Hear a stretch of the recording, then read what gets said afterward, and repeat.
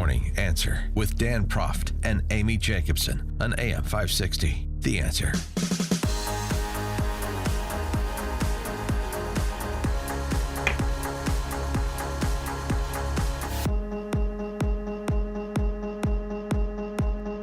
Top of the morning, Dan and Amy. Did everyone do their homework over the weekend? Did you read the indictment of President Trump, the 37-count indictment that was unsealed on Friday? 312-642-5600, turnkey.pro answer line. 64636DA, turnkey.pro text line. Here was special counsel Jack Smith at the podium announcing said unsealing of said indictment. The men and women of the United States intelligence community and our armed forces dedicate their lives to protecting our nation and its people. Our laws that protect national defense information are critical to the safety and security of the United States, and they must be enforced. Violations of those laws put our country at risk.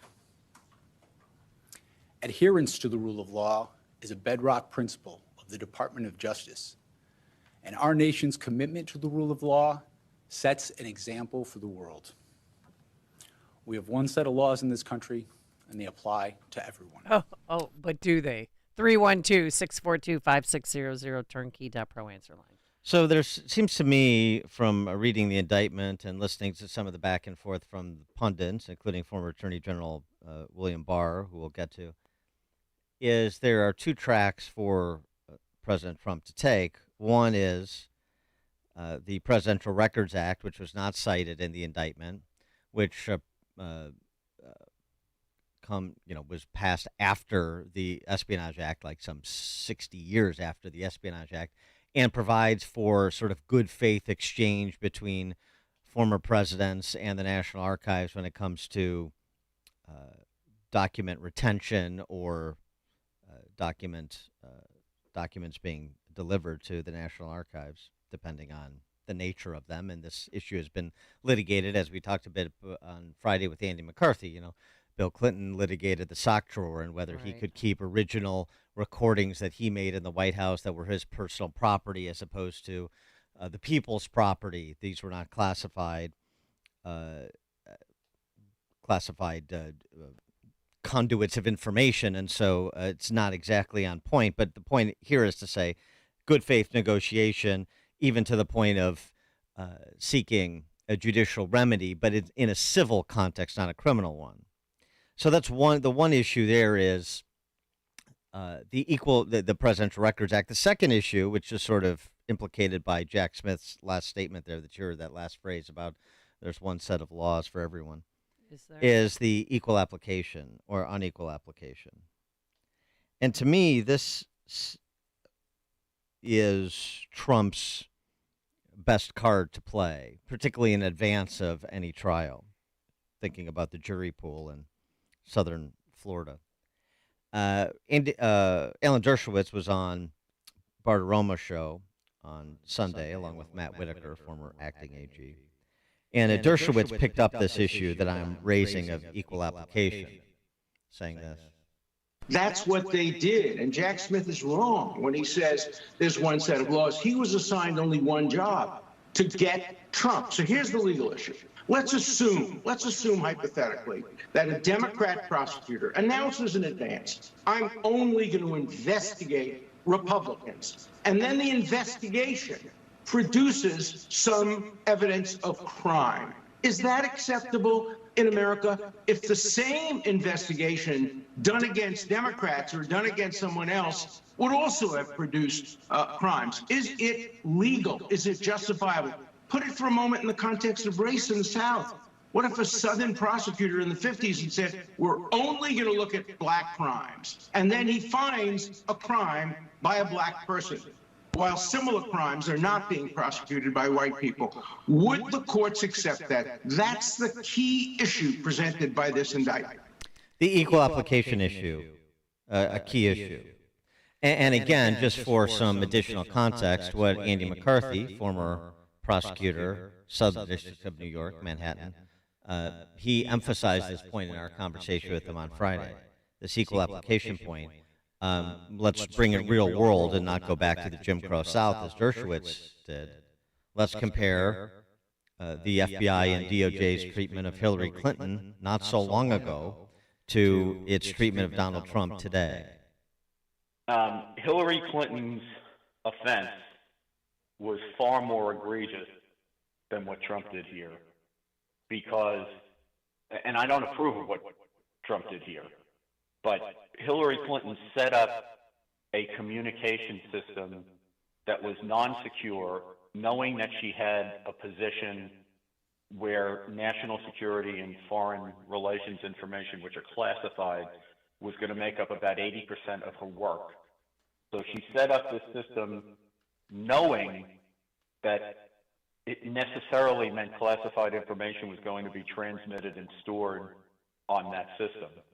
And she conducted government business over it for years, including communicating with the President of the United States from Russia, under circumstances where it was easy, and the FBI ultimately found it would have been easy for foreign intelligence services to penetrate her communications while she was actively making American policy. And then under a congressional subpoena, she destroyed tens of thousands of government files. And because of the way it was pitched to the public, especially by Obama and Comey, we got into this morass of arguing whether she was grossly negligent or not, when, as I argued at the time and continue to believe, gross negligence had nothing to do with it. She committed the crime that they've actually now charged Trump with, which is not gross negligence. She willfully did this. She willfully violated the Espionage Act. She knew intentionally, when she set up this communication system, that she was necessarily going to violate the classified information laws, and she did it anyway. She destroyed government files. She did it under subpoena, and they didn't prosecute her. And so, does that make sense that we have, on one hand, a statutory issue, and the argument about the Presidential Records Act versus the Espionage Act, and which is more applicable?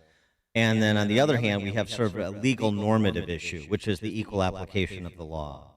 If the law is only implicated when one party does it, and it's not implicated when another party does it, is that the rule of law? Do we have a problem there? And the whole, Jack Smith, you're right, Jack Smith, this goes back to, Andy McCarthy said this as well. I said it, we know this in Chicago. Jack Smith is independent special counsel. Right, he was appointed to target. He was not appointed to not come back with an indictable crime or crimes against Trump. It's specific. He's narrowcast. It's just Trump. And so you look at this as just Trump. He does the job that he was retained to do, and compare that to how the FBI and the Department of Justice as institutions has behaved in similar, if not exactly parallel, similar cases in the way past or the more recent past. And of course, Hillary Clinton comes up, and so does the incumbent president, Joe Biden, and his handling of classified information. As Mark Levin said, this business of willful and not willful. It wasn't willful when Joe Biden put classified documents in his Corvette, in his garage, in his phony think tank at the University of Pennsylvania. They're all over the place. There are 4 different locations. That was accidental? No. Those documents placed themselves? So all of this willful business, not to mention, as we talked about again with McCarthy, as we mentioned on the show, as I tweeted out the specific provision 793 of the Espionage Act, there's a provision in there, gross negligence. It doesn't, as McCarthy was just talking about, it doesn't need to be willful. Gross negligence implicates the Espionage Act if you wanted to read the black letter of the law and apply it to President Biden. So, does that mean that Trump has performed admirably here? Does that mean that over the last year and a half in his back and forth with the National Archives and then the FBI and DOJ that he has been a choir boy? has been sensible, has been a good client for his attorneys? No, it does not. If you read the 49-page indictment, it's like 44 pages, and then there's all the, certifications and whatnot.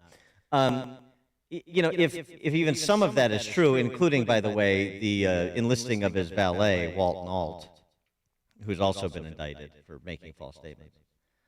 You just scratch your head and say, what are you doing? It's his typical, this document reads like his typical sort of flippant, slipshod approach to important things. His sort of complete lack of boundaries, parameters, precision, whatever term you want to use. Could it have all been avoided? Sure, it could have.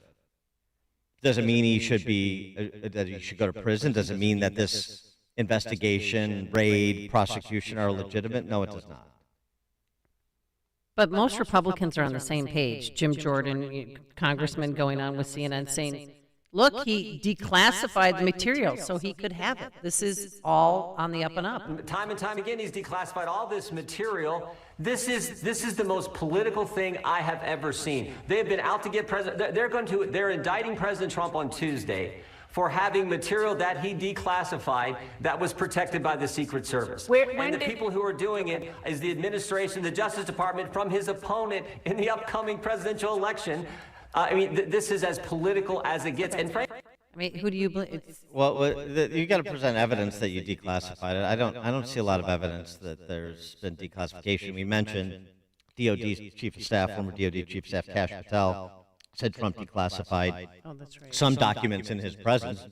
We don't know what they are. We said that after the raid, if this was all declassified, then why don't you detail the declassification? And Trump never had, as he was talking about publicly, never publicly detailed what exactly was declassified, if it was declassified, is all the documents in his presence, did he believe he had declassified them all? He never made any assertion to that end.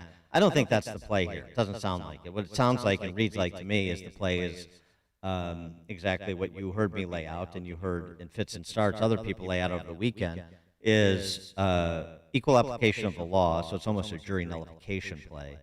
Number one, and number two, the actual legal argument about the Presidential Records Act. At the bottom of the 6 o'clock hour, we're going to talk to William Jacobson, a law professor at Cornell, for his expert perspective on this. But when we come back, we'll delve into this a bit more, get some more comments, including from Trump's opponents, like Ron DeSantis, like Vivek Ramaswamy, and we'll take your calls as well. But now let's head into the newsroom.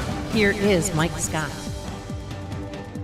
49 degrees at 5:31 on AM 560, The Answer, and an attorney for former President Donald Trump says she would never advise him to accept a plea deal in his federal indictment. The only thing that was wrong was the raid on his home and the complete dual-tier system of justice that we're seeing here. Speaking on Fox News Sunday, Alina Habba says a plea deal is an admission of guilt, and Trump did nothing wrong.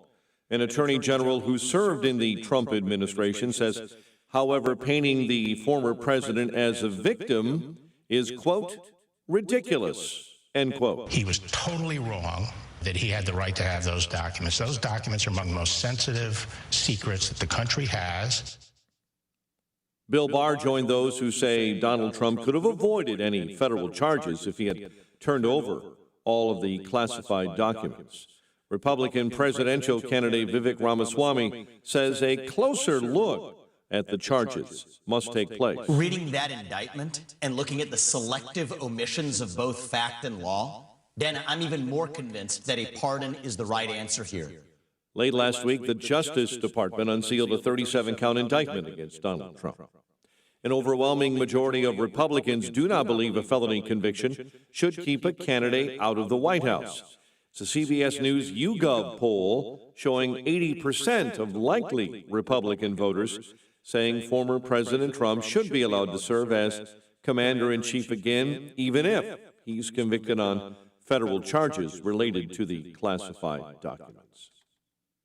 Former Italian Prime Minister Silvio Berlusconi has passed away at the age of 86. No official cause of death announced. He had been suffering from leukemia for some time. Over 40 million Americans are on alert for severe weather. Citizens from Denver down to Dallas and far south and east as Charlotte are expecting heavy winds, rain, and possible tornadoes. An Elgin man is facing charges in a crash that killed a teen couple in suburban Hoffman Estates. Denny Rubio was charged with aggravated DUI, reckless homicide, and also trying to disarm a peace officer. An investigation is underway after an 8-month-old girl was found dead inside of a home on Chicago's South Side. Taya Morris was discovered unresponsive Saturday in the 9100 block of South Ada. Another bear sighting being reported in the northern suburbs. Lake County sheriffs say over the weekend, a bear was spotted in unincorporated Antioch. A bear sighting was also reported recently in Gurnee. The University of Wisconsin-Madison this morning is posting a job. It's an opportunity or maybe a dream for someone who's extremely lactose intolerant. School's Center for Dairy Research is hiring a dairy taste tester to talk about food based on appearance, texture, taste, and aroma. Whoever gets the gig can expect to taste as many as 12 pizzas and 24 cheese samples each week. Cubs hit hard in a 13-3 loss to the Giants. White Sox blew a 4-run lead in a late 6-5 loss to the Marlins at guaranteed rate. Nuggets host Miami. Game 5 of the NBA Finals tonight. Denver a win away from their first NBA title. A check of traffic and weather on the way next on AM 560. The Sean Thompson Show. See, Trump had some great qualities. The best foreign policy president in American history, exactly at the right time. He wanted peace. He wanted peace, he wanted prosperity, he wanted American strength. But the people who surrounded him were the scum of the earth. This is his big downside. The Sean Thompson Show, weekday afternoons at 4 on AM 560. The Answer. Go with your gut. Your dog's immune system is based in the gut. A diet lacking in nutrients can cause itching, scratching, and a weak immune system. However, there is a solution. DINOVITE. Dinovite. It took a grand total of 2 weeks. The dog stopped itching, the hair stopped falling out. Try Dinovite for free. Just pay shipping and handling.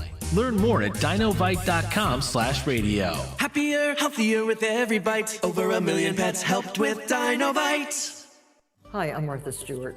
Every year, more than 4 million pets enter shelters here in the United States. My friends at American Humane have been helping animals since 1877. The goal is to ensure that pets have a safe shelter, especially during natural disasters. Adopting a shelter pet allows shelters to help more animals awaiting care. Please consider adopting today and take some time to learn more about American Humane's other work at americanhumane.org.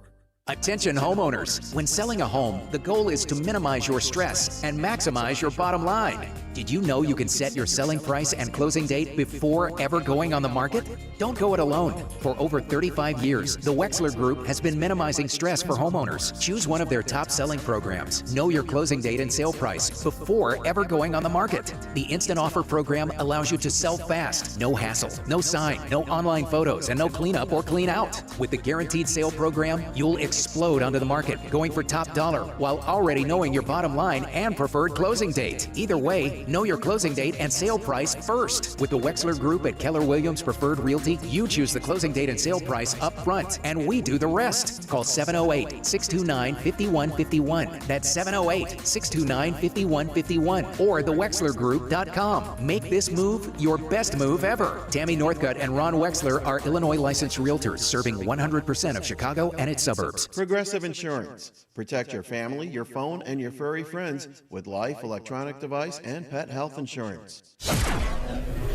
537, a quick check on the roads in the Team Hochberg Traffic Center, a service of Salem Surround, a local digital marketing agency. Go to surroundchicago.com today. I-80 exit ramp closed until 6 a.m. Ongoing road work. This is the I-80 eastbound ramp to the Tri-State Tollway northbound. Tri-State itself Problems with a vehicle fire northbound, just north of Kedzie. We understand that they're moving that vehicle fire off onto the right shoulder right now. Stevenson already brake lights inbound Ashland into the Ryan merge, and the Kennedy central to Montrose with delays. Chicago's Morning Answer with Dan and Amy continues next. AM 560 Weather Center forecast. A warmer day ahead, clouds and sunshine. An afternoon shower cannot be ruled out, and a high of 69. Currently 48. Next news coming up at 6. Chicago's Morning Answer continues next on AM 560, The Answer. Listen to AM 560 The Answer online at 560theanswer.com, on the AM 560 mobile app, on your Alexa-powered smart speaker, and on TuneIn, iHeart, and on Odyssey.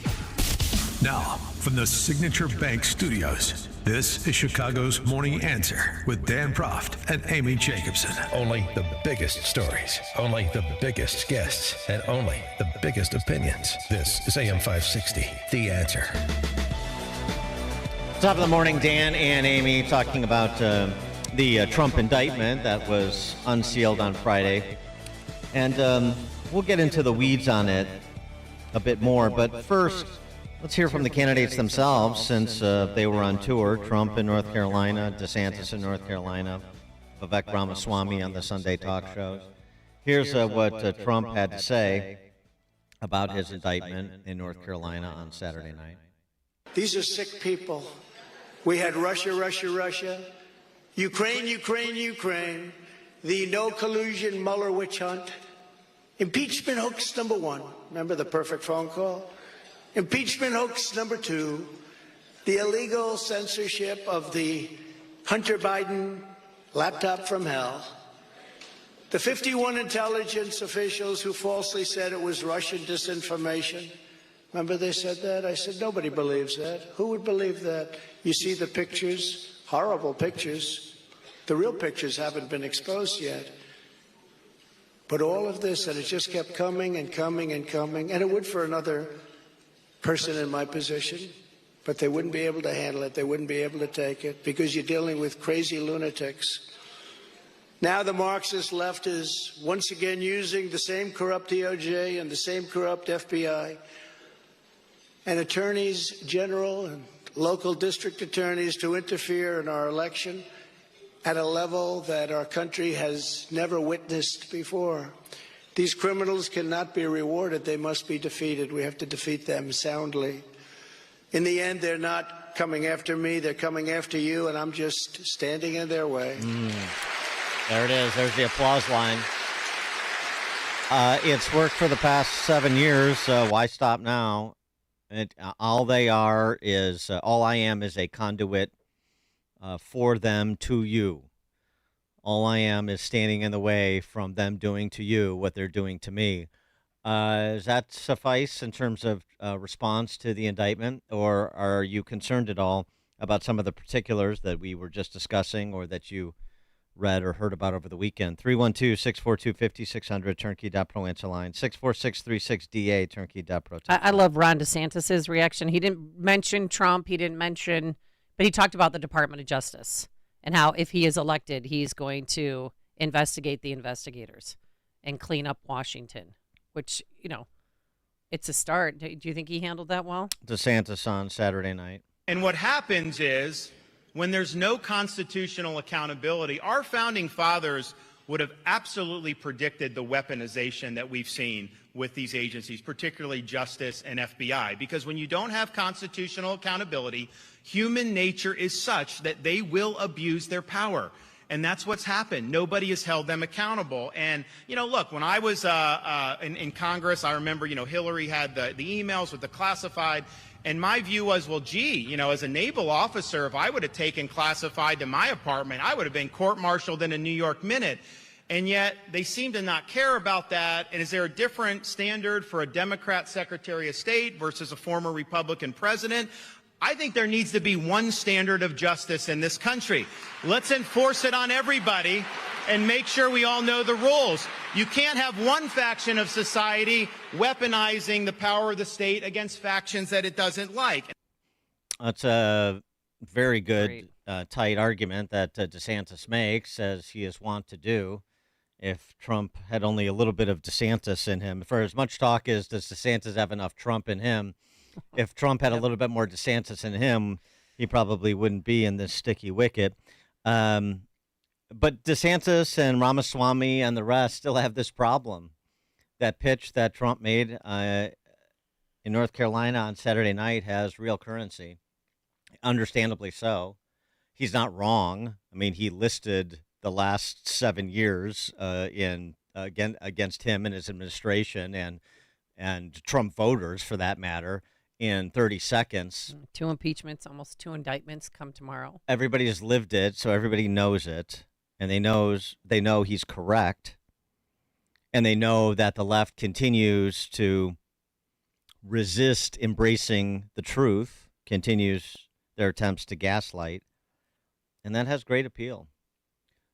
So how does a DeSantis or a Ramaswamy or a Scott or anybody else, how do you navigate around that? So, I mean, part of this, I say this because all the talk about the DeSantis campaign is flailing and so forth. I don't think they're flailing. I don't think they've come out as strongly as they could have from the announcement forward. I don't know why they didn't have a better prep for the why question and how they were going to establish their why answer from the outset. But I mean, but he's not flailing.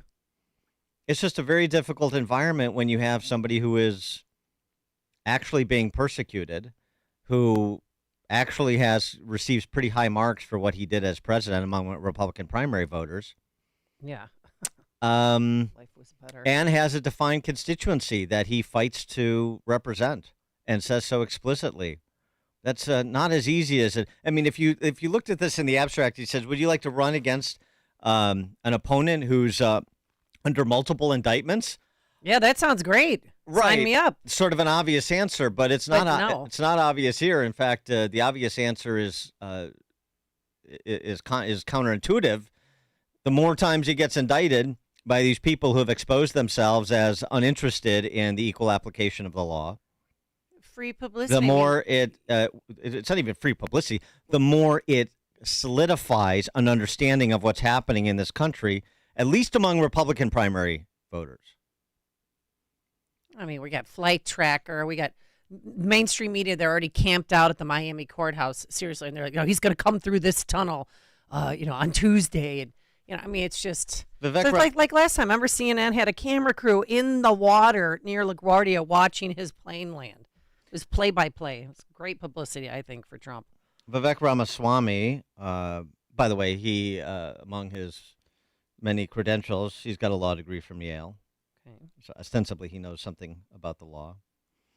In addition to being a biotech CEO, and so he's had some dealings with it. He's a sharp guy. He's accomplished for his young age of 37? He was on with Dana Bash on CNN. It must have been difficult for him to have to talk at her level. He essentially made a couple of points that are worth discussing. One is, there's a difference between bad judgment and breaking the law. I think we have to be able to draw a distinction between bad judgments. I would not have made the judgments that President Trump made. It's a big part of why I'm in this race, is I think that I would have made different judgments than Trump made. What would you have done differently? Well, I would not have taken those documents with me, and I would have returned them on demand, because that would have actually set up for a much more constructive discussion. But there's a difference between a bad judgment and breaking the law. And when especially the federal police apparatus conflates the two, that's a threat to liberty for everyone, not just President Trump, but every American, where every misjudgment is treated as a violation of law. What really matters is the relevant law, including, by the way, how Judge Jackson interpreted the Presidential Records Act in 2012 in the Clinton sock drawer case. Not a single mention of the most relevant statute in that document means that indictment is a politicized document. Yeah, as we've discussed, I'm not sure the Judge Berman Jackson holding in the Clinton case is on point, but Presidential Records Act is certainly a discussion point, as we were mentioning. Ramaswamy also went on to pinhole the D.C. press corps, people like Dana Bash. This was a fun exchange. Okay. He's really interesting because he's pleasant but forceful, and he is not afraid to pleasantly and forcefully put it right between the eyes of one of these simpletons that questions him.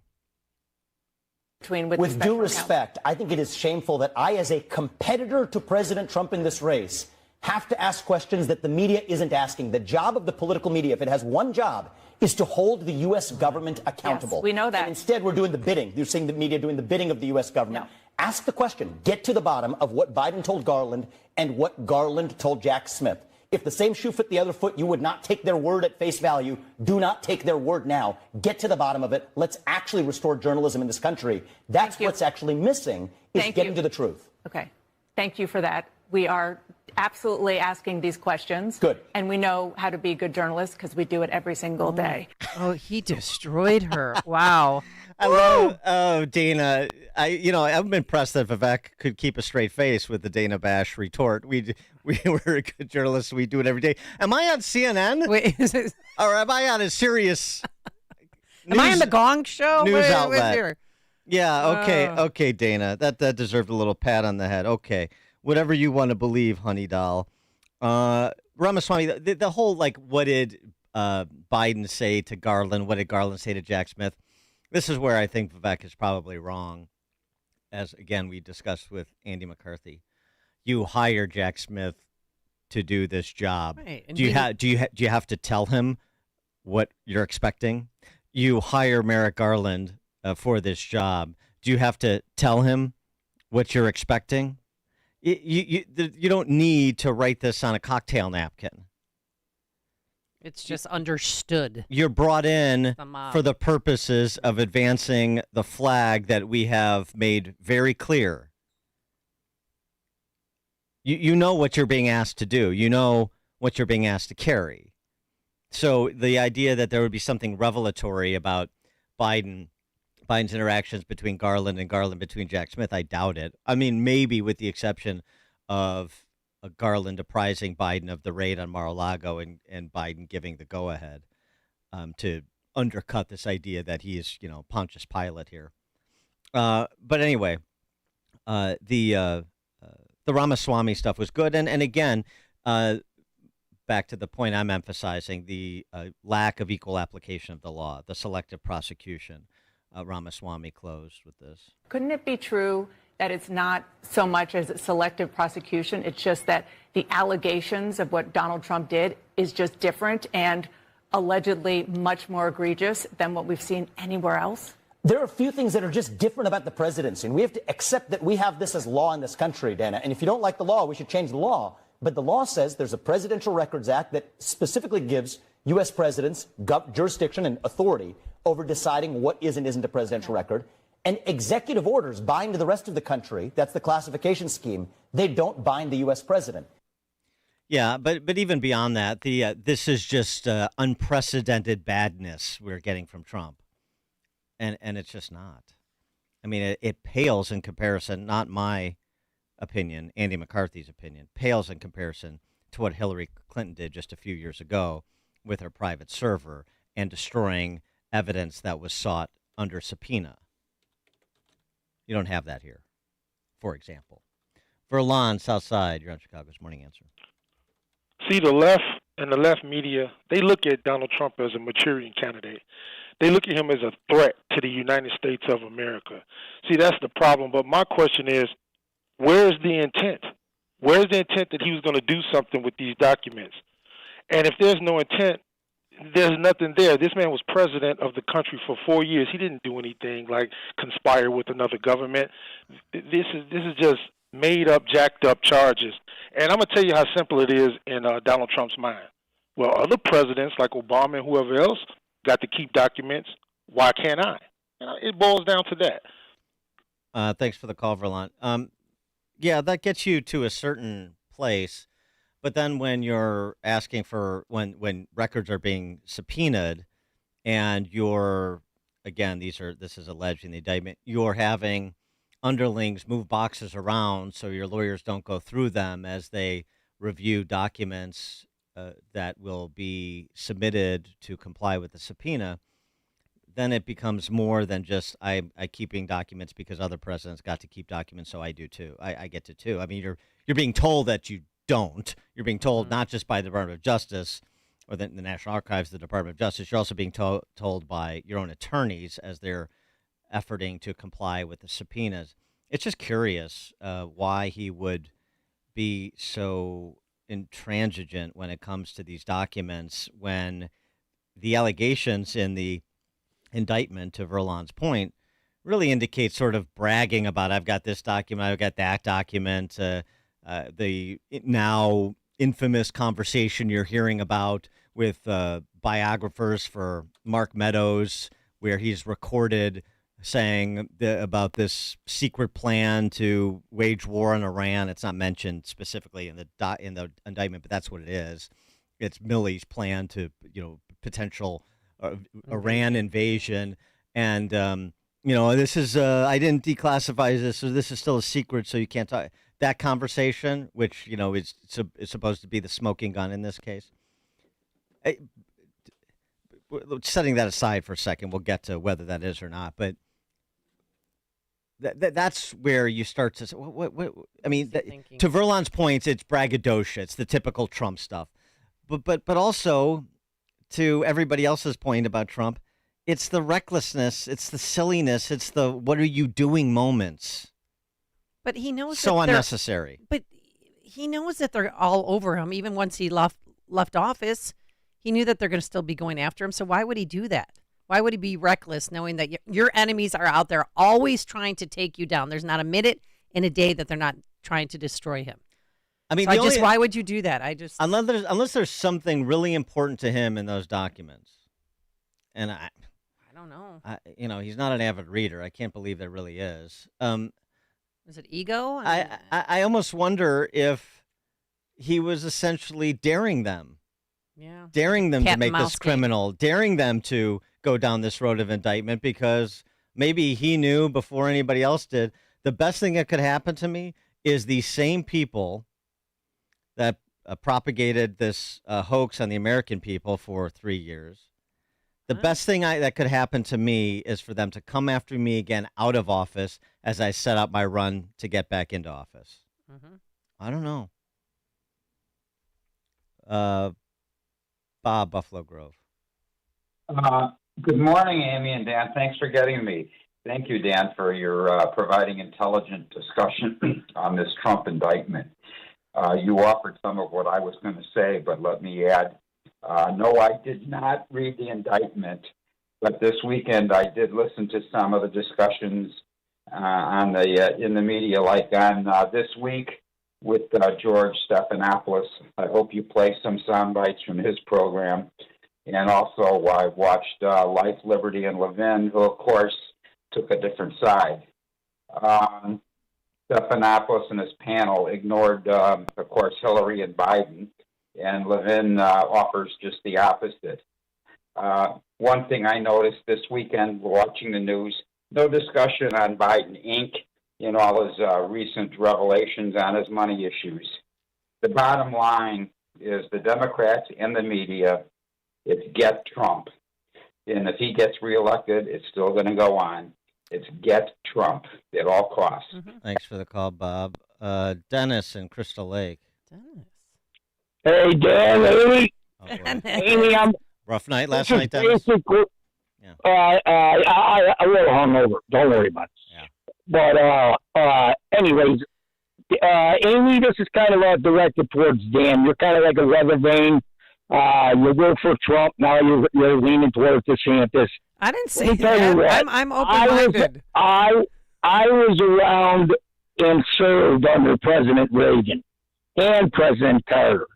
And I'll tell you what, the difference was like night and day. I don't care the $16 words that you talk. That's not how us middle class talk. And that's not how the IQs of so-called Harvard and Yale intelligentsias will go around and screw this country at your behest, not mine, because I'm on the side of history that's going to win, and Trump is going to lead us there. All right, thanks for the call, Dennis. Before you see it on TV, share it on Facebook, or read about it in the paper. Hear it here first. This is Chicago's Morning Answer on AM 560. The Answer. Signature Bank is Chicago's fastest growing independently owned business bank. Your business and your money are in good hands with Signature Bank. I'm Dan Proft, and I know this because Signature Bank is my business bank. Hi, I'm Dan Migatz, co-owner and CFO of AM Woodland Outdoor Design in Mundelein, and a new customer of Signature Bank. We specialize in the creative design and construction of outdoor living spaces, providing our residential and commercial customers first-in-class landscaping services. Our company was founded as a one-man operation, and today has grown into a multifaceted, one-stop shop for outdoor and indoor design and contracting needs.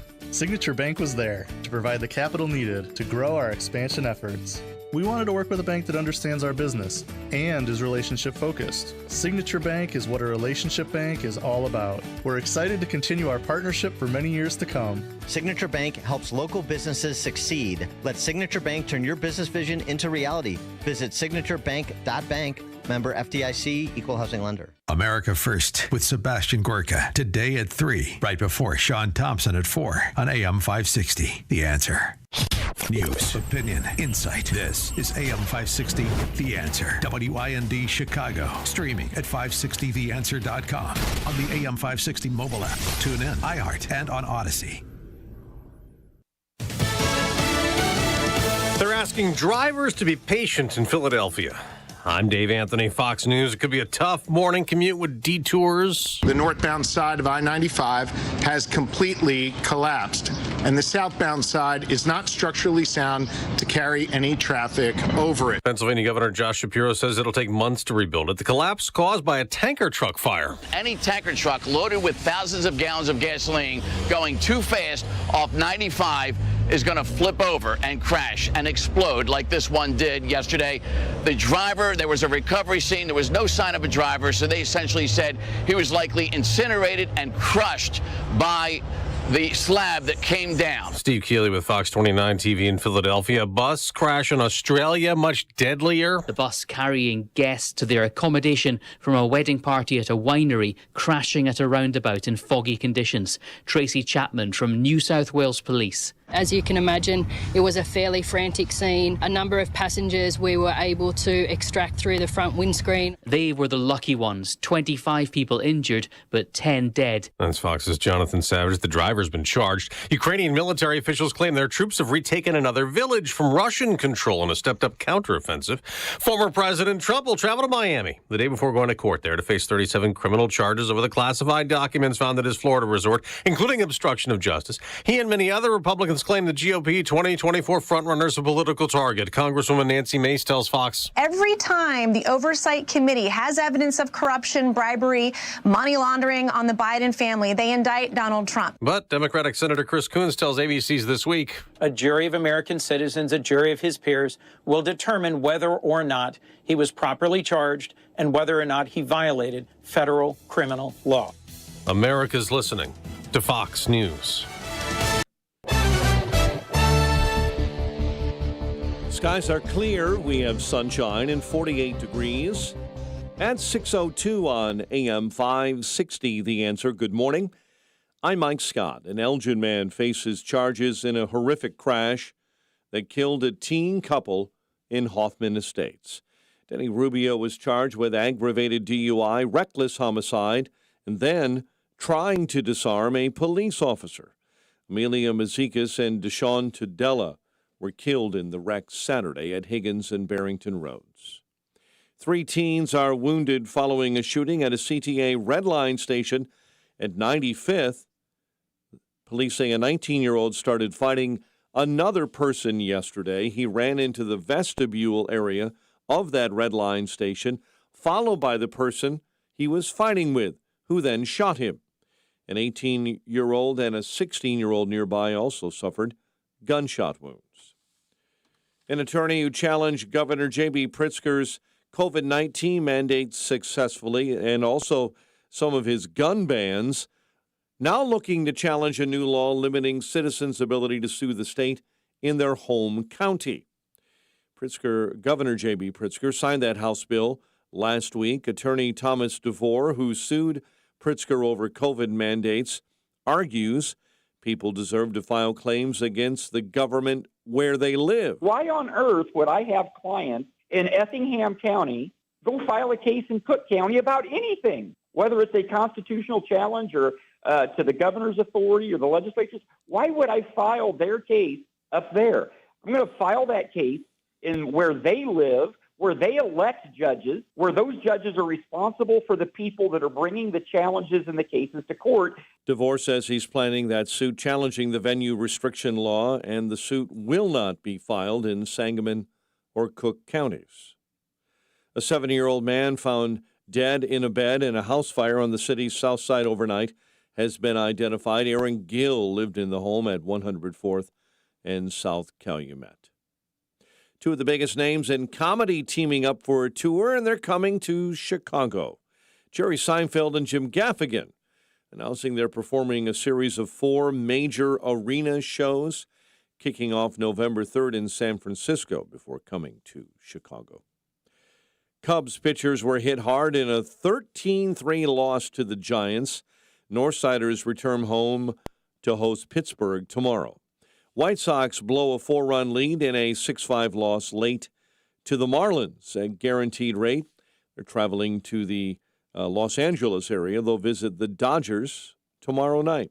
For the first time since 1954, a home country hero takes home the title at the Canadian Open in Toronto. Canadian Nick Taylor won its National Open after taking down Tommy Fleetwood in a playoff. The news, a service of the AM 560 mobile app. And a check of traffic and weather on the way next on AM 560. Dennis Prager says it's time to get informed. Ignorance is a sin. When bad things are happening, ignorance is willful. If you don't know what Disney is doing to everything associated with children, you have decided to tune out and let others fight. The Dennis Prager Show. Weekdays at 11, right before Charlie Kirk at 1 on AM 560. The Answer. It's summertime, and you want to keep the shop, warehouse, and other doors open for ventilation. Air circulation improves the well-being of your employees and customers, but open doors can let in the uninvited, like strangers, birds, rodents, and bugs. Industrial Door Company of Chicago, Inc. can help solve the problem with a full line of commercial screen door products designed with these specific problems in mind. Call Industrial Door Company of Chicago, Inc. now.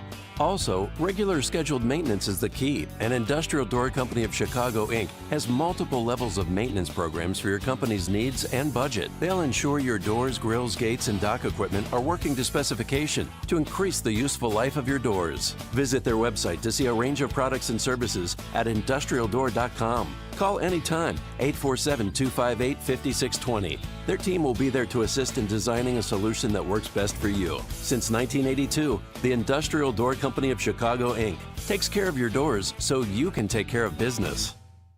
Greetings, Sebastian Gorka here. For years, I've mentioned how much Relief Factor has helped the pain in my lower back. Gary from Ohio shared his experience too. He writes, I tried Relief Factor due to its botanical ingredients to reduce pain in my shoulder, knee, and lower back. After just a few weeks, the knee pain was completely gone, and the shoulder and back pain were reduced quite a bit. I can now exercise much more comfortably and practically pain-free. Thank you, Relief Factor. After trying Relief Factor, over 500,000 people have gone on to order more, so it looks like a lot of people are thanking Relief Factor. 3 weeks from now, you could be doing the things you enjoy doing. Your first step to becoming pain-free should be to order the 3-week quick start at the reduced price of $19.95.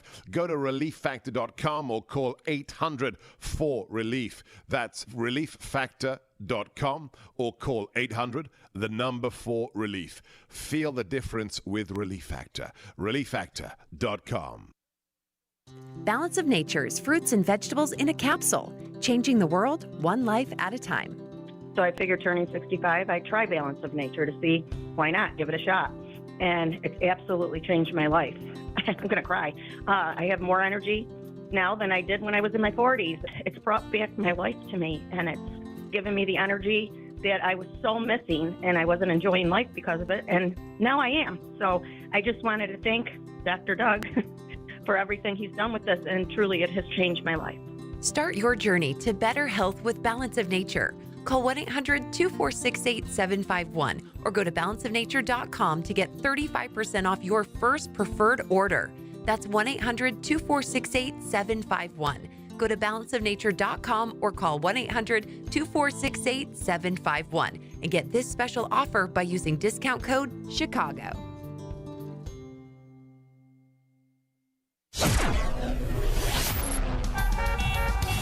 .608, let's get an update on the roads. Team Hochberg Traffic Center time is a service of MyPillow. Big news, brand new MyPillow 2.0, buy one, get one free. Promo code Liberty. MyPillow 2.0, washable, dryable. Visit mypillow.com, promo code Liberty. Eden's 22 minutes, Lake Cook Road into the junction, the Kennedy Inn, O'Hare to the Burns Circle interchange in about 35 minutes this morning. Delays on the Stevenson, it's a half hour from 355 into DuSable Lakeshore Drive, brake lights from Western Avenue all the way into the Ryan Merge. And the Bishop Ford already stop and go inbound between Cottage Grove and the Ryan. Chicago's Morning Answer with Dan and Amy continues next. AM 560 Weather Center forecast with our AccuWeather meteorologist, Steve Williams. Sunshine and a few clouds. Our high today, 69. It'll be overcast. A few showers tonight, low 56. Partly sunny, rain and breezy tomorrow, the high 68. And then partly sunny Wednesday, the high of 76. I'm Steve Williams on AM 560, The Answer. Clear sunshine, 48 right now. Next news coming up at 6:30. Chicago's Morning Answer with Dan and Amy continues next on AM 560, The Answer.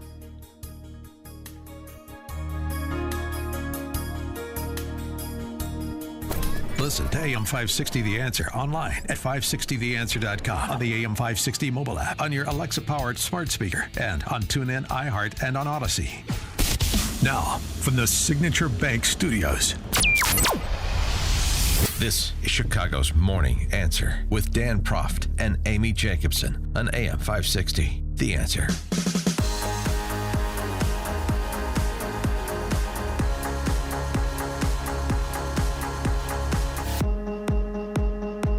Top of the morning, Dan and Amy. We'll take a short break from all things Trump indictment related. We'll pick it up at the bottom of the hour with Cornell Law Professor William Jacobson. But, you know, it is Pride Month. Oh, boy. And California, as is its wont, is leading the way nationally when it comes to the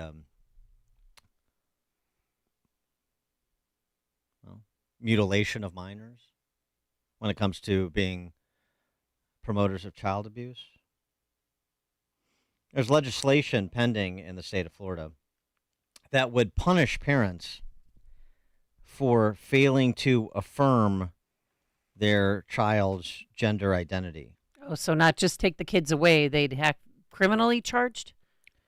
It's legislation AB 957. Okay. Parental responsibility for child welfare, requiring parents must be affirming of a child's gender identity if they are to be judged fit for providing the health, safety, and welfare of the child in a court of law. So no big deal. If you don't affirm your child's gender identity, then the state just takes your kids away. All right? No big deal. 312-642-5600, turnkey.pro. Answer line 64636. Type in DA, then a quick comment. If you're not ready to affirm your child's identity, however fleeting, then legislators like California State Representative Lori Wilson are. Lori Wilson is the co-sponsor of this legislation, along with that Wiener dude who represents San Francisco and was parading the nuns of perpetual indulgence around the Capitol, celebrating them last week. So there's where this is coming from. Real surprise. Lori Wilson explaining the purpose of the legislation. Very reasonable. So this particular bill adds the very important factor that affirming a child's gender identity is in their best interest, which is what your question is about. Why does it actually say that in an affirmative way? And it really is because if you have a 7-year-old who's talking about having a potential to say, being able to articulate that they believe that they are not the same gender as they are biologically, then it should be affirmed. And through care, it should be determined. And that's what we did with our own child. And that would give the ability for a parent who wasn't sure to affirm and get their child the care that they need to make that, so they can begin to articulate that determination. But by saying and rejecting it in wholesale, then you're essentially rejecting your child. And that is not in the best interests of a child. We should be affirming our children in every possible way and getting them whatever appropriate care they need, whether it's based on their gender, whether it's based on how their studies are in school. It doesn't matter. Our children should be affirmed. And this is saying that you have to include gender affirmation as a part of that. Oh, and since I did it, then you can't deny your child the right to do it. Did you hear that? What we did with gender affirming care with their child? And now they want to govern our children, too. So there you go. If your 3-year-old says, 3-year-old boy says, Mom, I think I'm a girl, and you don't affirm that, and you don't get to move in the direction of getting him on the program, puberty blockers and the like, then the state can intercede and take your kid away so that Lori Wilson can raise him. Anybody ready for that, huh? It is Pride Month. So, I don't want to say a cross word against the Lavender Bund. Yes. Far be it from me. Then thou shall be canceled. The medical consensus on this, we've been through this before. Hopefully people are starting to see the parallels and see how this plays itself out, how the left plays this out. There's a medical consensus on gender-affirming care. That's what you're told. That's what's being reported.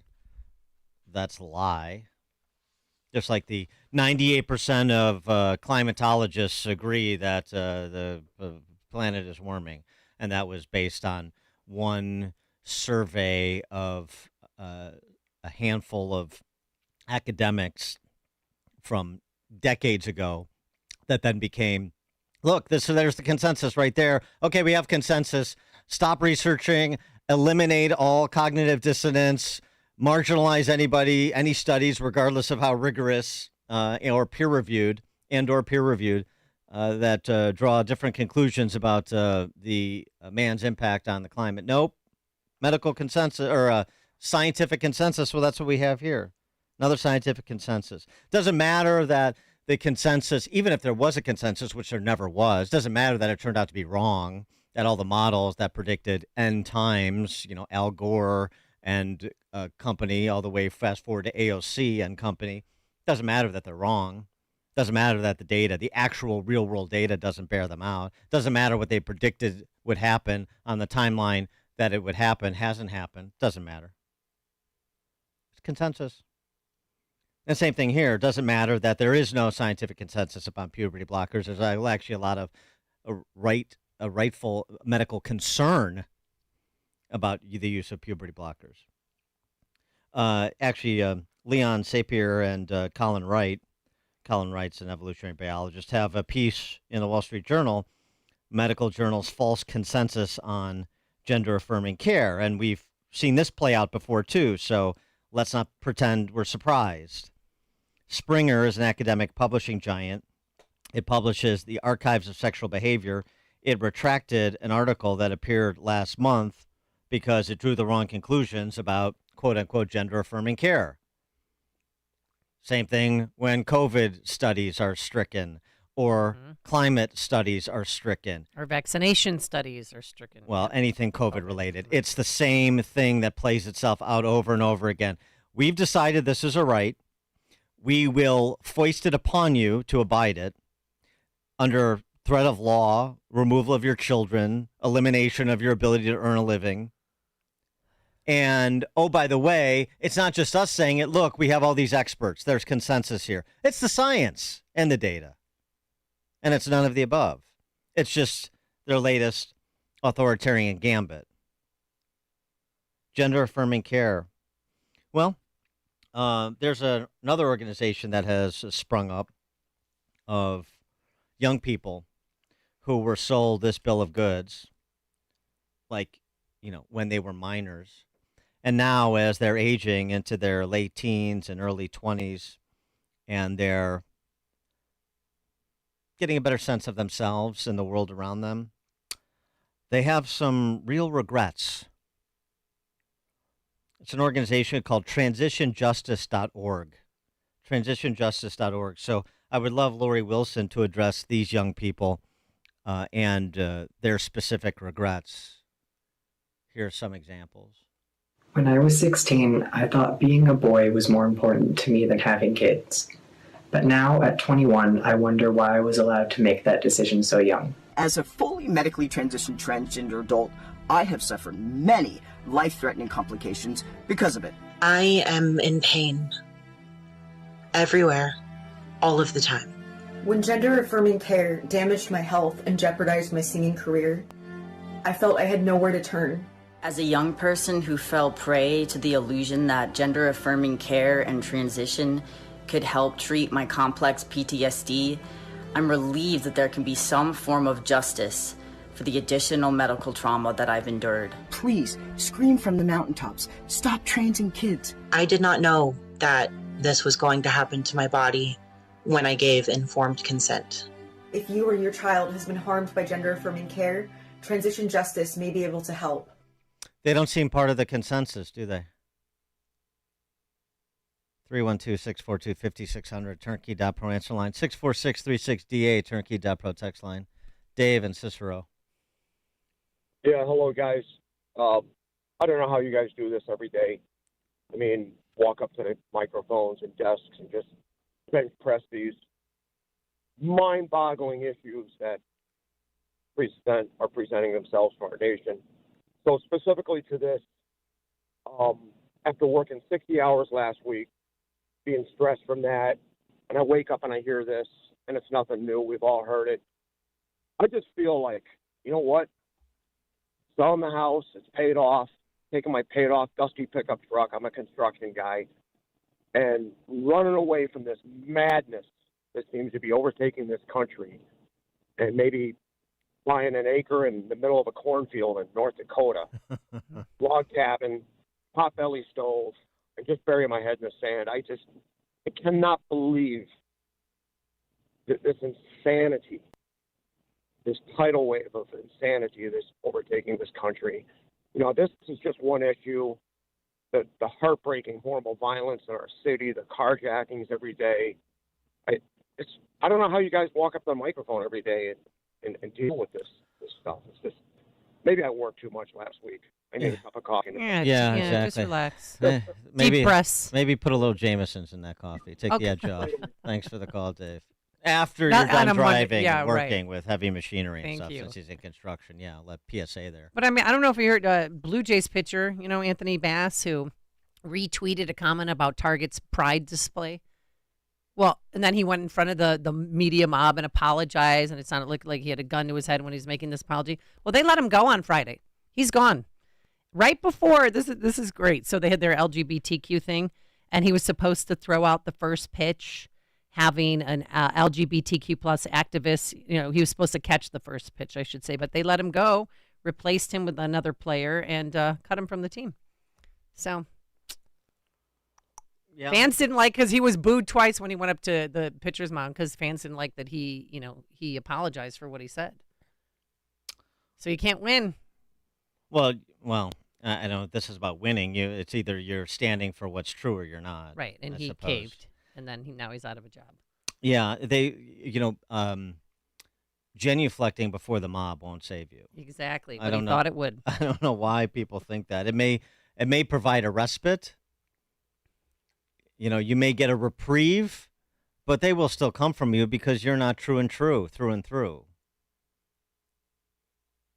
And but to Dave and Cicero's point, we tell these stories because some people will have the scales fall from their eyes over time. It's the same thing we discussed during COVID. Delusion happens in mass, and the deprogramming happens one at a time. That's the problem. Going back to Macri's popular delusions and the madness of crowds from 180 years ago. It's nothing new. It's the human condition. You have these mass delusions, this mass hysteria that overtakes a significant portion of the population. And then the more reasonable among the least reasonable slowly pull themselves back from the edge of the abyss over time. And we've seen some of that during COVID, not nearly as much as we want, but that's the challenge. That's what the left understands. Create hysteria, madness, fear. That is a perfect environment for their authoritarian gambits, like saying, if you don't affirm your child's fleeting gender identity, then you could be subject to a Department of Children and Family Services, the California version, investigation and the possible taking of your kids by the state. And this goes on. This is received with like a shoulder shrug. So you have to tell the stories of people who've been destroyed by what the left is promoting and mandating, not just promoting, mandating. Dare I say man in mandating? Yeah. Destroyed. I am Jazz. We've played this this boy whose mom has tried to, Frankenstein style, turn her into a girl for fame and fortune. For clicks on Instagram. Yep. She's got a show. I know. It's all part of it. Her mom is the most selfish, vindictive woman in the world. This started when Jazz was a 2-year-old boy. And you're telling me that a parent who, Johnny says, I think I'm a girl now, Johnny, blah, blah, blah. Let's play it out here. And so let's just let the kid, give the kid some space and let him work it out. Go throw a baseball around with dad, so on and so forth. That parent should be subject to the removal of their children. And this parent of Jazz Jennings should be walking around among us. Here's an update. Jazz has had some problem with the reconstruction of her private areas. You want to be sickened? Sorry, but people need to hear this. I started the puberty blockers at age 11 and hormones when I was 12. She's one of the first to have undergone complete pubertal suppression and lack of growth of the skin and other tissues, which we rely on as surgeons to do this operation. I was just not expecting her to have a complication as severe as what she did have. The wounds were definitely separating, and she formed like a blister, it's almost like a blood blister. As we were getting her on the bed, I felt something go pop. And when I looked, the whole thing had just split open. So the dehiscence on the outside, it was bad. She really was under so much tension that it created these large wounds. So we took a little bit of a skin graft from the other side of her groin, which we didn't use before, and I just put that in over the open wounds, repacked the vagina, and we covered everything up and let the skin recover as much as it can. Skin grafts don't always work, and if that happens, then we will probably just do the skin grafts again. Let me just take a picture too. Poor thing, you could be a porn star for all the photos are taken. I have some concern that we can get enough mobility of the tissues that we can make the labial structures look convincing. I really thought after this third surgery that everything would be smooth sailing, but now there's this whole hiccup. My pee stream is not quite going out in the right direction, and just recently I've been experiencing less clitoral sensation. I feel like I've already lost the aesthetics, hopefully after this revision it'll look good once it heals, but if I lose some of my sensation and nerve endings, I might never experience an orgasm. That was Jazz in a better moment after all this complications, and that Mengele surgeon talking about sometimes skin grafts don't work as we're trying to refashion body parts out of skin grafts. And this is Jazz in a less good moment after she put on 100 pounds. and started questioning what is happening to her and why she doesn't feel like what she would say is herself, what we know to be himself. And the past few months have just been so challenging. And it's just been such a struggle. 2 years ago, I was on my way to one of the greatest institutions in the world, but I was actually struggling severely with mental health issues. Alright, once it's serious? I started binge eating and I gained weight and more weight and more weight. And now, almost 100 pounds heavier, here I am today. Dilation is a process that comes along with bottom surgery. Basically, you take this long acrylic object and insert it up your vaginal canal so that you maintain depth and width. It's really important that you do this because if you don't, your vagina will start closing up and it'll lose its depth and you won't be able to use it properly. I have woken Jazz out of a dead sleep and taken the dilator and put the lubrication on it and said, here, you take this and you put it in your vagina. If not, I will. Bye. Don't forget to dilate. Oh, exhausting. It just doesn't stop. It's okay. Give me a hug. It's okay. I know what you're going through. We've been there before. No, so I'm the one doing it. Like, I know. You're your own worst enemy. and I really want to have that clarity. I really want to understand myself and be able to read my own soul and what I want. And it's just very challenging. And I think I'm kind of breaking down a little bit and just want to feel like myself. Like, that's it. I don't care. All I want is to be happy and feel like me, and I don't feel like me ever. Jazz is not his own worst enemy. His mom is his worst enemy. Mm-hmm. John in Naperville. Yeah, I think you and Amy got this backwards. The left is doing this and playing this kind of stuff because they want to have sympathy for this Jazz, and so Jazz is the victim. Remember what the left is really, really good at? Creating these huge problems and coming in and saying the best solution is us and big government. You guys are missing the... No, I'm not missing the point. No, I'm not missing the point. I'm not missing the point at all, John. I understand exactly what the left is doing. Why do you think they put this show on? Yeah, I agree. That's exactly what they're doing. But people should hear it anyway and process it like rational human beings would process it.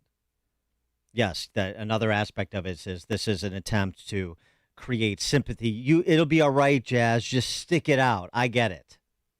But that's not the most important point. The most important point is what's happening to Jazz. Karen and Beecher. Oh, yeah, you used rational, and now I'm so pissed off. What the hell happened to first do no harm?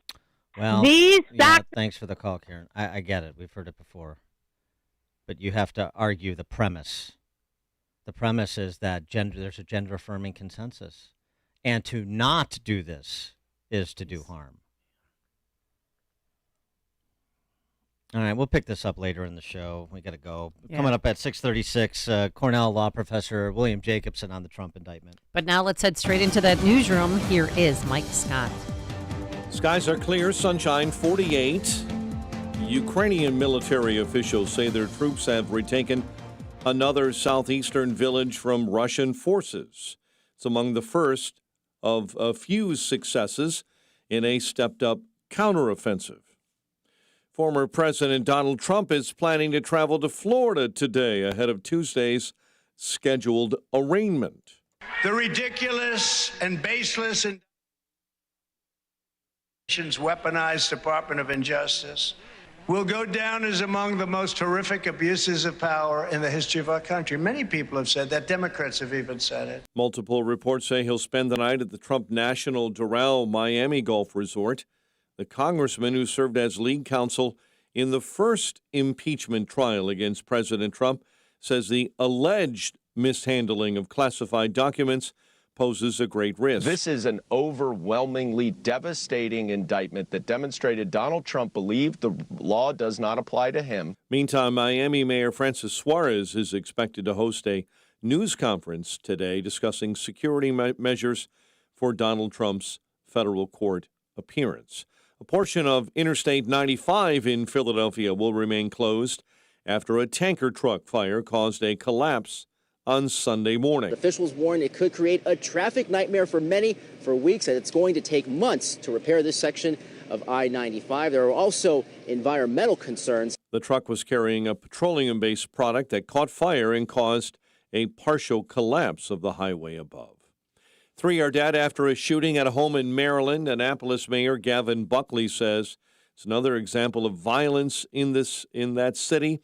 There were 6 victims alone shot on Sunday. An Elgin man is facing charges in a crash that killed a teen couple in Hoffman Estates. The 18-year-olds were recent graduates of Schaumburg High School. An investigation is underway after an 8-month-old girl was found dead inside of a home on Chicago's South Side. Taya Morris was discovered unresponsive Saturday in the 9100 block of South Ada. The man known as the Unabomber is dead. Ted Kaczynski was found dead Saturday morning at a medical center in North Carolina. The Chicago native reportedly died in an apparent suicide. Cubs lost to the Giants 13-3. Sox blow a late lead and lose to the Marlins 6-5. The news, a service of MyPillow. Big news, brand new MyPillow 2.0. Buy one, get one free with promo code LIBERTY. Visit MyPillow.com and use that promo code LIBERTY. A check of traffic and weather on the way next on AM 560. Mike Gallagher can't picture 4 more years. White House officials generally leave President Biden alone over the weekend to avoid tiring an aging president. This is incredible. There's no way he can make a campaign. It's impossible. The Mike Gallagher Show, weekdays at 9, right before Dennis Prager at 11 on AM 560. The Answer.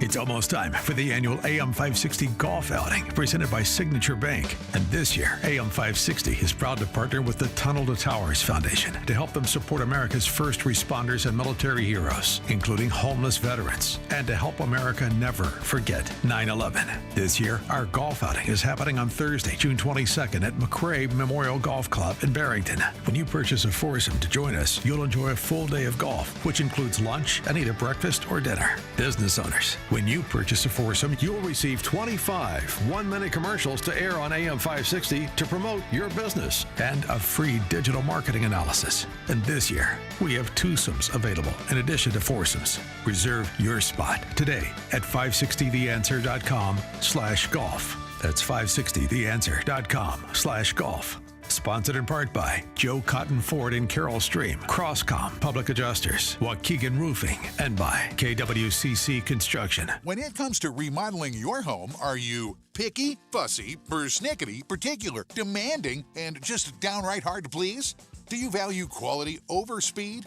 Getting it done right over just getting it done? Well then, Mr. and Mrs. Persnickety, do yourself a favor and check out Forever Remodeling. That's the number 4, everremodeling.com. To call us perfectionists would be understating our attention to detail. If you said we were OCD when it comes to creating spectacular kitchens, bathrooms, basements, and additions, we'd be guilty as charged. Forever Remodeling takes the time to meticulously get the job done exactly right.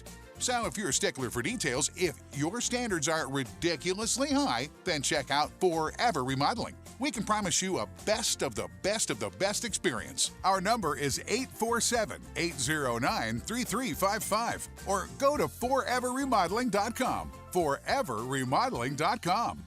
Everyone looks forward to summer in Chicago because you spent the last 9 months freezing your ass off. How do you stay healthy? Well, it's simple. I use 120life.com. Did you know 120life takes advantage of a 2-week season? 2 weeks the whole year, tart cherries are in season. That's it. But my friends at 120life know this and take advantage of it. What they do with the tart cherries is they mix it with a number of natural ingredients to help naturally lower your blood pressure without the side effects of prescription pills.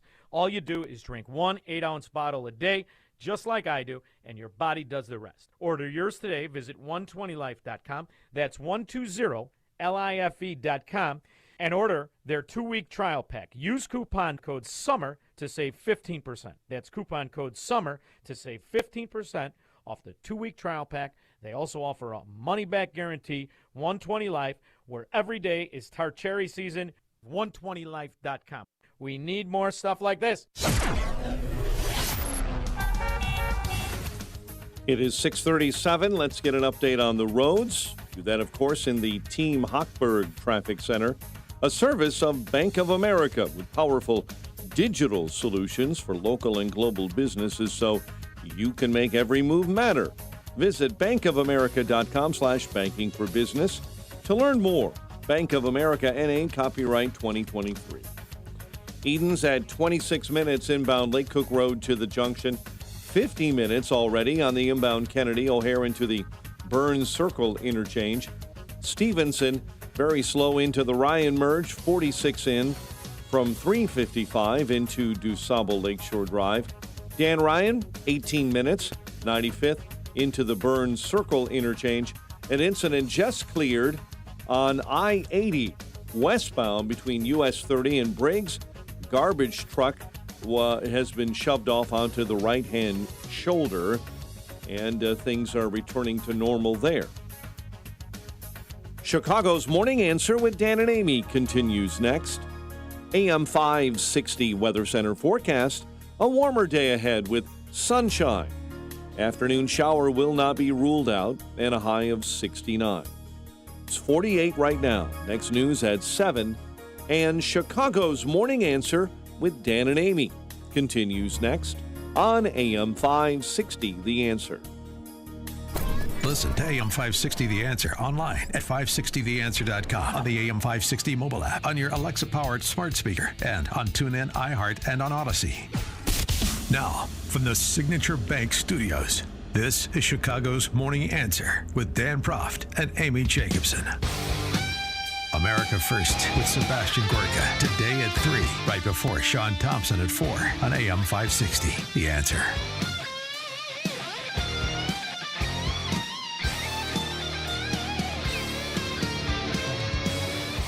Top of the morning, Dan and Amy. So, of course, the Sunday talkies were dominated by discussion of the Trump indictment, the 37-count indictment against the former president and his valet.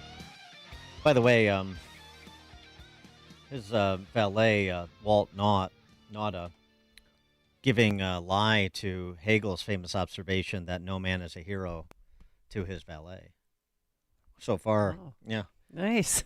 Nauta is not turning on Just call him Walt. His boss. No, he's not.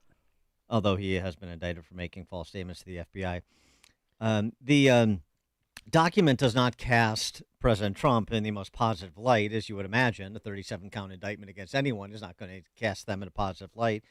And there are specific text exchanges that are memorializing the indictment, as well, of course, as this transcript of a recorded conversation President Trump has that is being bandied about as the smoking gun. Here's what Senator Ron Johnson, though, had to say about the indictment. He was on with Maria Bartiromo over the weekend. And here's what he had to say, essentially about the FBI's activity, in addition to how this should be handled. And it seems to me, looking just very narrowly at this as did Trump's conduct violate provisions of the Espionage Act, misses the larger point. A larger point I assume his defense attorneys are going to make when the trial comes, and that is, do we have the equal application of the law? Is this entire indictment effectively fruit of a poisonous FBI? Here's Ron Johnson. Well, when you consider the exoneration of Hillary Clinton, when you consider the fraudulent and corrupt investigation on Russian collusion, which was a complete lie and the FBI knew it was, you put all these things together. The FBI, Department of Justice, interfered in the 2016 election, in the 2020 election, and here we go again. There's going to be interfering in the 2024 election. They already have. What a mess. Obviously President Trump's going to have a ability to defend himself, but will he be able to defend himself quickly, or is this going to drag on and on and on? So it's hard not to be suspicious of what the Department of Justice is doing once again. As you mentioned, the investigation of Hunter Biden has been dragging on for years. They're able to wrap up this investigation very rapidly. In addition, they announce it pretty much the same day when the details of the FBI confidential human source was going to be revealed by members of Congress. And I won't steal the Congresswoman's thunder here, but it's all suspicious, and it's just a horrible mess. So that record issue should have been handled civilly. We never should be even in this place. But these are decisions that President Biden made. As much as he's probably lying about not talking to the Justice Department at all, that's pretty hard to believe when you understand how many other lies President Biden has told the American public. By the way, what incentive does President Trump have to pursue a speedy trial? None. Why would you want this? Yeah, why would you want this to go to trial before or during before the election? Yeah. I mean, before November of 2024. And look, the timelines, as we see in Chicago with Mike Madigan and Ed Burke, years and years and years before these politicians are tried for their alleged crimes. If they don't die first. No. It's of old age. By contrast, Attorney General Barr was on Fox Sunday, former Attorney General Barr, said this about the indictment. I was shocked by the degree of sensitivity of these documents and how many there were, frankly. And so the government's agenda was to get those, protect those documents and get them out. And I think it was perfectly appropriate to do that. It was the right thing to do. And I think the counts under the Espionage Act that he willfully retained those documents are solid counts. Now, I do think we have to wait and see what the defense says and what proves to be true. But I do think that even half what Andy McCarthy said, which is if even half of it is true, then he's toast. I mean, it's a very detailed indictment, and it's very, very damning. Yeah. And he went on to say that, it'll make your stomach churn. Yeah. This is my point about Barr. Not that he's a traitor or this or that. I mean, again, if you look at this without any context, then you could draw that conclusion very reasonably if you've read the indictment. But you can't look at it without context. And the jury won't look at it without context, not if the defense does its job. By the way, the jury pool in southern Florida, in Miami-Dade County, that's more likely than not to include people who fled repression in Cuba, people who fled repression in Venezuela and other places, who may not be so keen on anything that smacks of using the state to affect a political outcome, using the state to jail a political opponent. They've seen that routine before, Yeah, because they lived it. For more on all this, please be joined by Professor William Jacobson, clinical professor of law and director of the Securities Law Clinic at Cornell Law School, also founder of LegalInsurrection.com and president of the Legal Insurrection Foundation. Professor Jacobson, thanks for joining us. Appreciate it.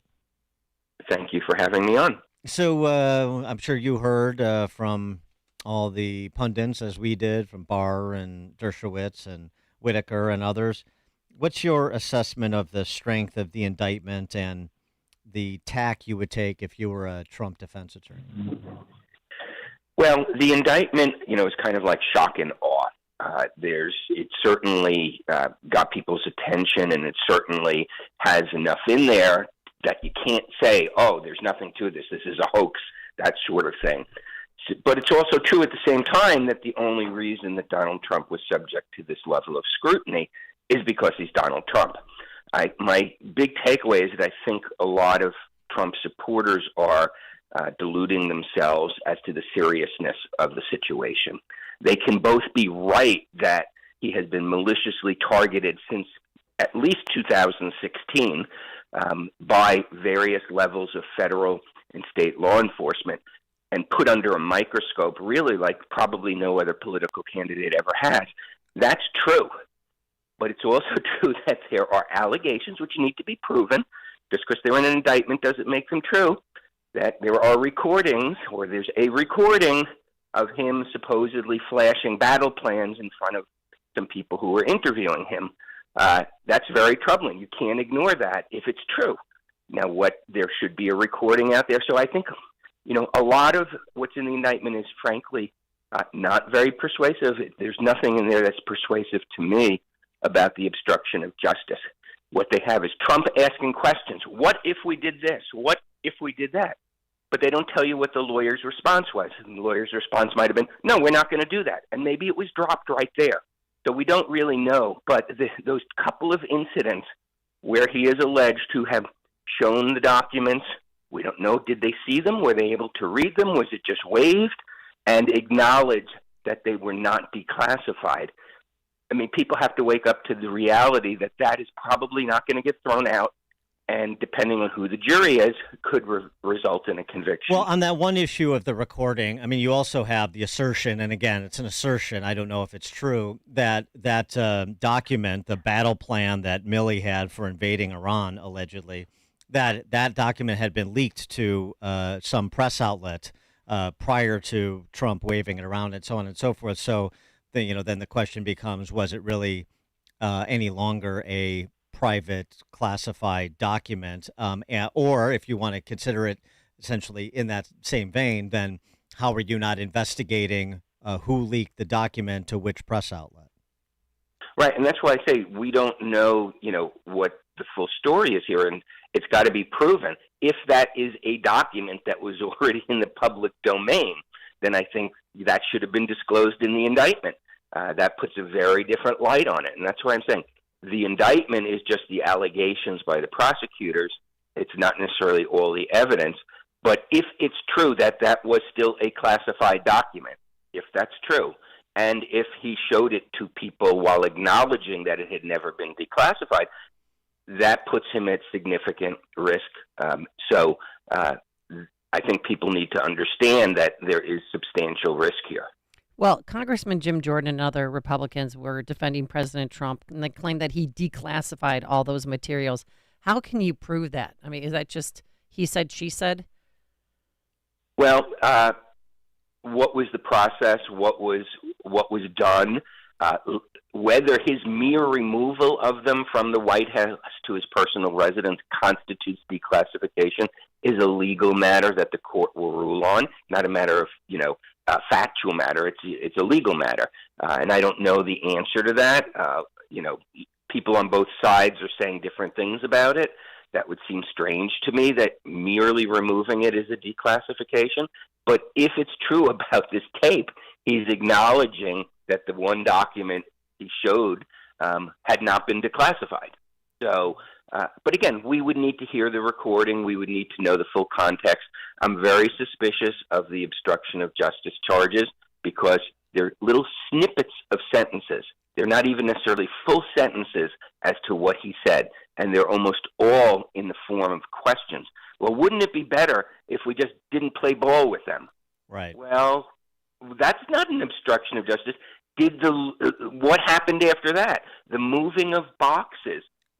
There's nothing in the indictment, I've read it multiple times, that shows Trump was aware that those boxes needed to be searched at the time they were moved. There's nothing in there that says he knew there were classified documents, which is what the warrant sought. Warrant didn't seek every document in Mar-a-Lago, sought those sort of documents. There's no allegation that he knew that the boxes that were moved had those documents. So, like I said, the one thing that I think puts him at serious risk there are those supposed showing of the document.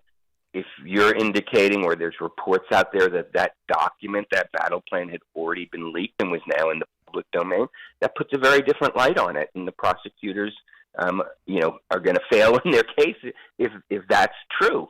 I don't know whether it's true or not, but there seems to be enough in there. As I said at the outset, the context here is important, the political context. And so if you agree, how does the defense get it in? How does the defense get it in, what you're hearing in the political domain, which is election interference, 16, 20, now 24? How do you get in Hillary Clinton, private server, destroyed materials while under subpoena to produce said materials, no prosecution? how do you get in these sort of political arguments that have a nexus to the case, but could be deemed irrelevant to the facts here? Well, I think that, on its own, that would be hard to get into evidence. The fact that there were 3 other people on the highway who were speeding when you were speeding doesn't mean you're not guilty of speeding. Right. But the way it might come in is as to the credibility of various witnesses, as to the credibility. And now, if you have a tape recording, you don't necessarily need credibility. It is what it is. But I think the way they would probably get it in is as to the credibility of various witnesses. But it's a political defense that others were not prosecuted for similar conduct. It's not a legal defense, but I think they'll try to get it in. And my goodness, the jury pool. I mean, who would you have to find who would not know about Donald Trump and about all his allegations and targeting, et cetera, et cetera? Well, and so that's the point. Is there's a equal application of the law, a sort of sense of fundamental fairness, and if people think that this is unfair. And this is targeting, and this is not the equal application of the law, and that is undemocratic, small d, this is not consistent with our founding principles, then I don't care what facts you have, I'm voting to acquit. I mean, that's very possible. Yeah, I mean, that's jury nullification. Right. It happens all the time. Exactly. And, I think that's a real possibility. I mean, this is taking place in South Florida, not taking place in Washington, D.C. with a close to 100% Democrat electorate, and it's not taking place in New York City with the same, voter pool, jury pool. So, yeah, I'm not saying Trump's going to be convicted. No, I understand. All I'm saying is that there is substantial risk here, and the case is not going away. Agreed. What about this other matter that hasn't gotten much attention? His valet, who was indicted, Walt Nauta, his lawyer says that last November, the Department of Justice's counterintelligence chief, a guy named Jay Bratt, summoned Nauta's attorney, this guy Stanley Woodward, to his office, basically said, we've got your client making statements at odds with one another to the federal government. So he is at risk of being indicted for making false statements to the FBI unless he plays ball. And oh, by the way, I know that you want to be a superior court judge in Washington, D.C. So effectively, you play ball with us. Maybe we can help you out with that appointment that you seek. I mean, this is something that his attorney is attesting to. And it was sort of dismissed by a judge in terms of holding up the grand jury processes and the announcement of the indictment. But how much of an issue could this potentially be? Well, I think that's a pretty serious issue. It's in very many ways the flip side of what they're accusing Trump of doing, where Trump kind of puts something out there. What if we didn't play ball with them? Right. And if it's true that Jay Bratt, who, by the way, was a law school classmate of mine, said, oh, and by the way, we know you're up for judgeship in D.C., it's kind of, if it's interference for Donald Trump to put something out there, why isn't it some violation of law or at least ethics for a government attorney to put something out there? But whether it'll go anyplace, I think remains to be seen. But yeah, that would be extremely troubling if they were putting pressure on the lawyer to get his client to flip, as opposed to putting pressure on the client, which happens all the time, So that would be very troubling if there's, substance to the fact that they were personally pressuring the lawyer to essentially get his client to take certain actions. He is Professor William Jacobson, clinical professor of law and director of the Securities Law Clinic at Cornell Law School, founder of LegalInsurrection.com and president of the Legal Insurrection Foundation. And by the way, we have to get you back on the show to talk about the latest at SUNY as well and your other work against, Title IX violations, Title VI violations, and the like. But have to be another time, unfortunately. Professor Jacobson, thanks so much for joining us, as always. Great. Thanks for having me. Thank you. And he joined us on our turnkey.pro answer line. It's like a hot, steaming cup of information to start your day. It's Chicago's Morning Answer on AM 560. The Answer. Are you growing your manufacturing team this year and need new employees? Turn to Monarch Technical Services. They've been leading the Chicago staffing industry for manufacturing and engineering since 1987. You'll appreciate their vetting process. They meet every candidate in person to interview and test for specific skills. Monarch assesses experience by using blueprint, shop math, part measurement, and CNC program exams. Their quality skills assessor was once a plant manager who worked on manufacturing equipment, so he recognizes who has the skills to fit each job requirement. Monarch Technical now offers a 30-day free trial with any day one direct hire. This allows you to make sure direct hire employees are fitting in before fees are paid. And they have a unique payment option which allows the finder's fee to be paid in 6 equal monthly payments. So if you're growing your manufacturing team this year and searching for exceptional talent, contact Monarch Technical Services at 847-342-1221. That's 847-342-1221, or online at monarchtechnical.com. That's monarchtechnical.com. Attention homeowners. When selling a home, the goal is to minimize your stress and maximize your bottom line. Did you know you can set your selling price and closing date before ever going on the market? Don't go it alone. For over 35 years, the Wexler Group has been minimizing stress for homeowners. Choose one of their top-selling programs. Know your closing date and sale price before ever going on the market. The Instant Offer program allows you to sell fast. No hassle, no sign, no online photos, and no cleanup or clean out. With the Guaranteed Sale program, you'll explode onto the market, going for top dollar while already knowing your bottom line and preferred closing date. Either way, know your closing date and sale price first. With the Wexler Group at Keller Williams Preferred Realty, you choose the closing date and sale price up front, and we do the rest. Call 708-629-5151. That's 708-629-5151 or thewexlergroup.com. Make this move your best move ever. Tammy Northcutt and Ron Wexler are Illinois licensed realtors serving 100% of Chicago and its suburbs. AM 560. The Answer. All right, coming up on Chicago's Morning Answer. Marine Corps veteran, senior research fellow for defense programs at the Heritage Foundation, Dakota Wood, at 7:07. And later, party bros are back. But now let's head into the newsroom. Here is Mike Scott. A man is charged in a Hoffman Estates crash that killed a teen couple. WIND Chicago News Times, 7 o'clock. The morning drive could be frustrating in Philadelphia.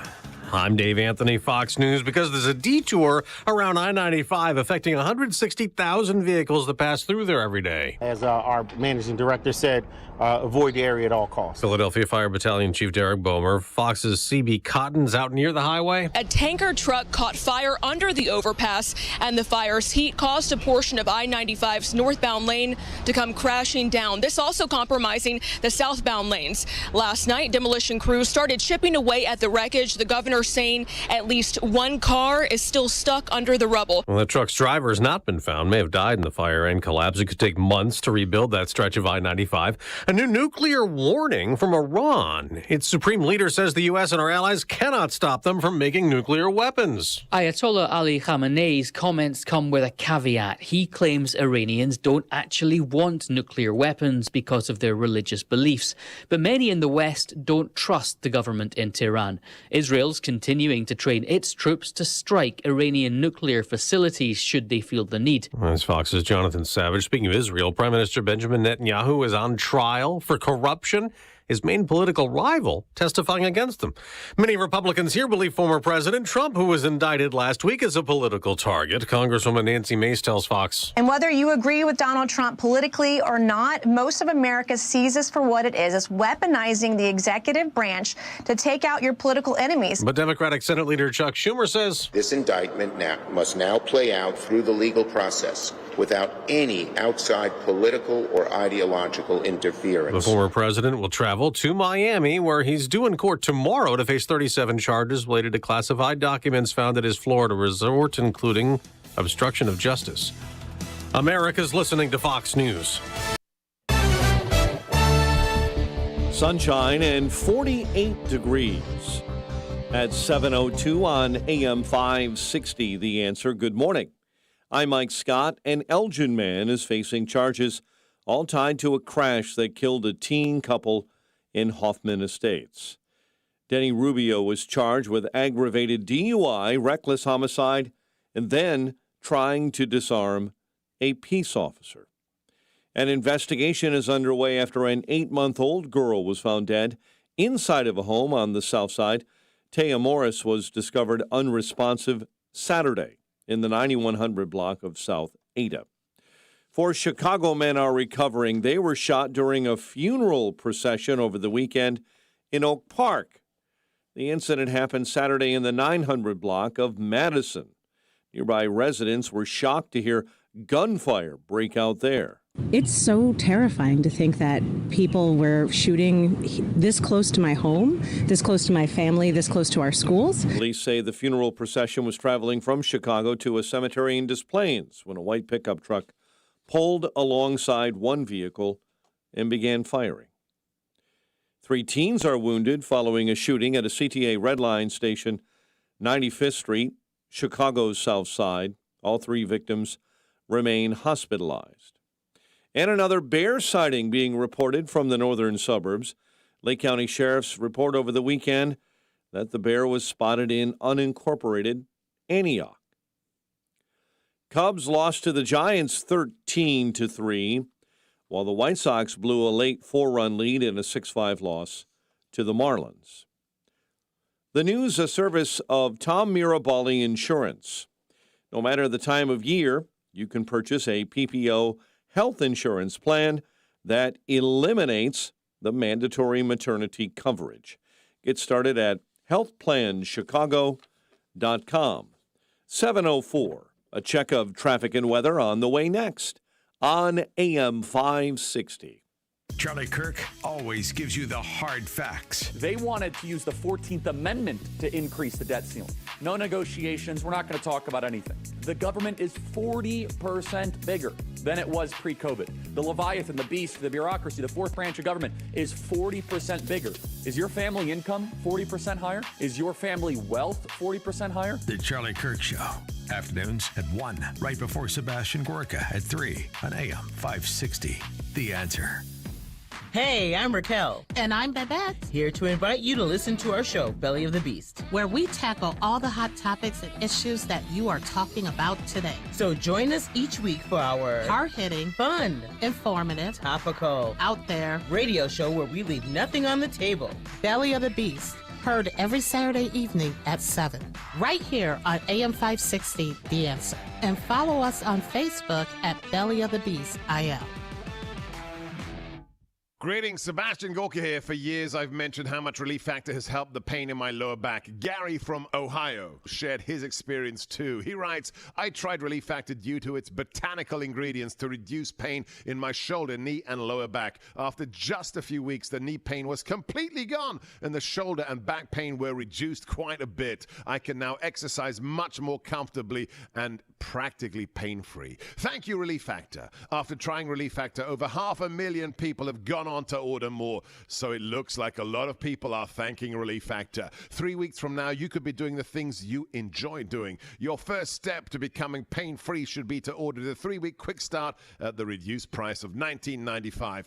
Go to relieffactor.com or call 800-4RELIEF. That's relieffactor.com or call 800-4RELIEF. Feel the difference with Relief Factor. relieffactor.com. You know what the Democrat mafia does to me every day. They get my blood pressure up. You listen to me and you hear my blood pressure go through the roof. I don't need high blood pressure, so I take 120 Life. 120 Life is a Chicago company that developed a juice drink made from natural ingredients. It helps control blood pressure. And if there's anyone who needs blood pressure control, well, arguably it's me. Let me tell you what's in 120 Life. Pomegranates, tart cherries, cranberries, hibiscus, beetroot, magnesium. A recipe I don't have time to make myself. We know these ingredients are good for you, and 120 Life makes it simple to take. You just grab a bottle. Go to 120life.com. That's 120life.com. Order a 2-week trial pack of juice and use the coupon code LIBERTY to save 15%. Unlike the government, there's a money-back guarantee. So when the Dems get your blood boiling, do what I do. Order 120Life at 120life.com. Use coupon code LIBERTY to save 15%. 120life.com. That's 120life.com. Do it today.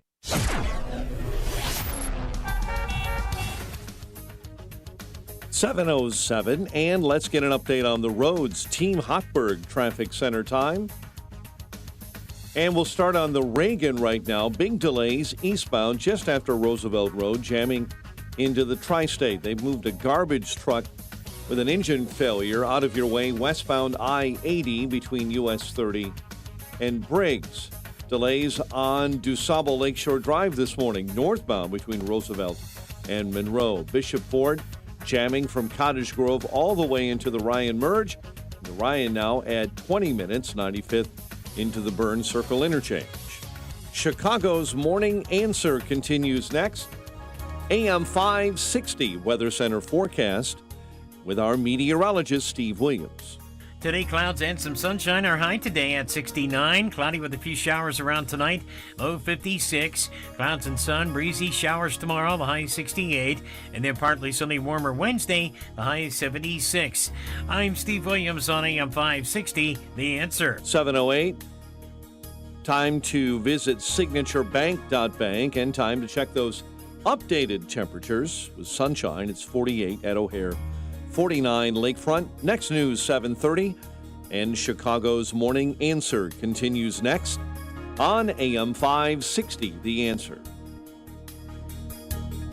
Listen to AM 560 The Answer online at 560theanswer.com, on the AM 560 mobile app, on your Alexa-powered smart speaker, and on TuneIn, iHeart, and on Odyssey. Now, from the Signature Bank Studios, this is Chicago's Morning Answer with Dan Proft and Amy Jacobson on AM 560 The Answer.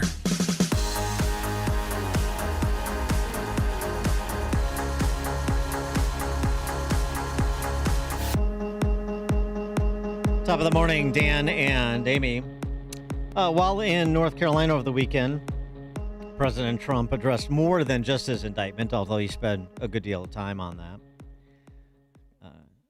calling the level of derangement syndrome as having reached new heights. You're watching Joe Biden try to jail his leading political opponent. Think of it. This is like third world country stuff. Trying to put his opponent, who's leading him by a lot, wants to put him in jail over following a civil act. This is a simple thing.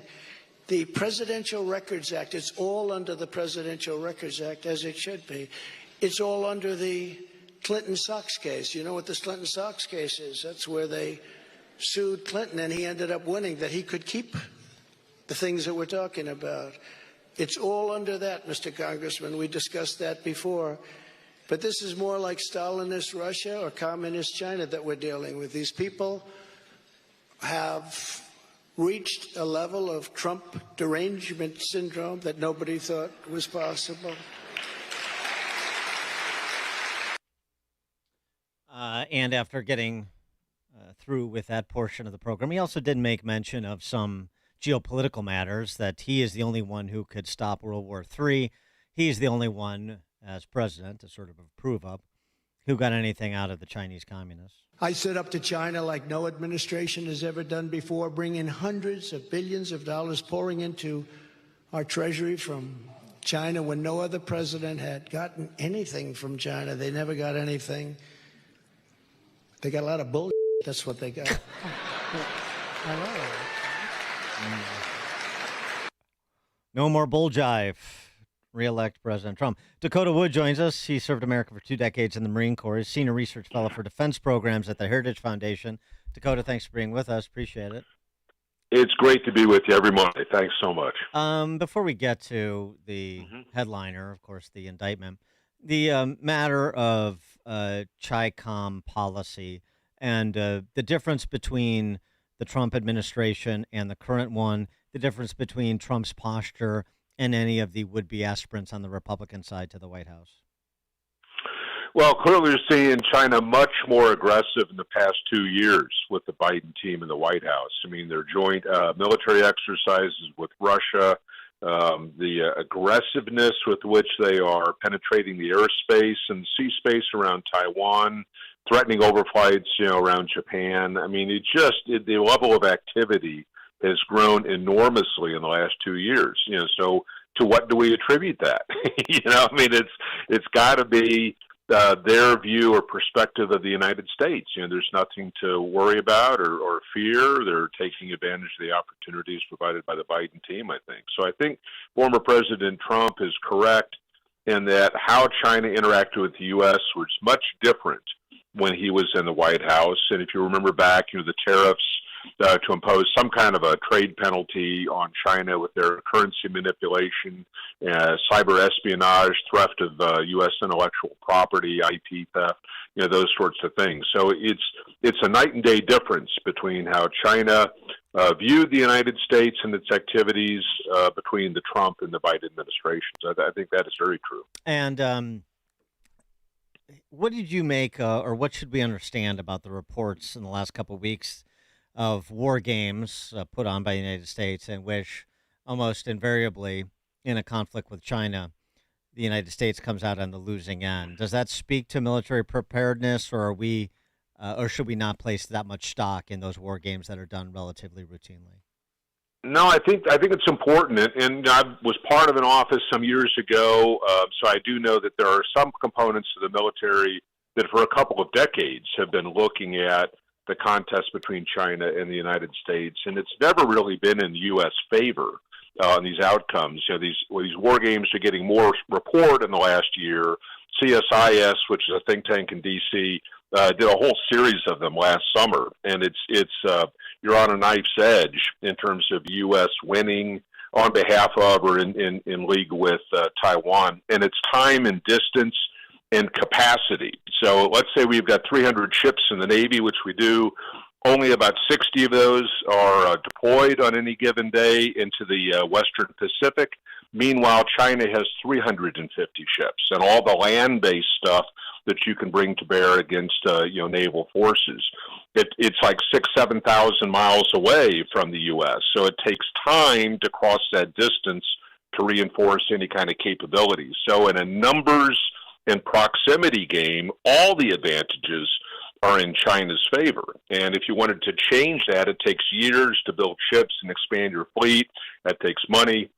And so you can see where that spiral, starts. So I think it's something very concerning, because it's not just Taiwan. It's, if we had to go to the support of Japan, treaty ally, or the Philippines, treaty ally, or South Korea, how much stuff do we have over that side of the world? How much stuff does China or even North Korea have? And again, distance, time, and numbers all favor our competitors in that part of the world. We spoke with Gordon Chang last week, of course, a Chinese policy expert, and he suggested to us, in no uncertain terms, that war with China is coming because an invasion of Taiwan is coming. He wouldn't, commit to a specific timeline, but he made it sound like it was going to be sooner rather than later.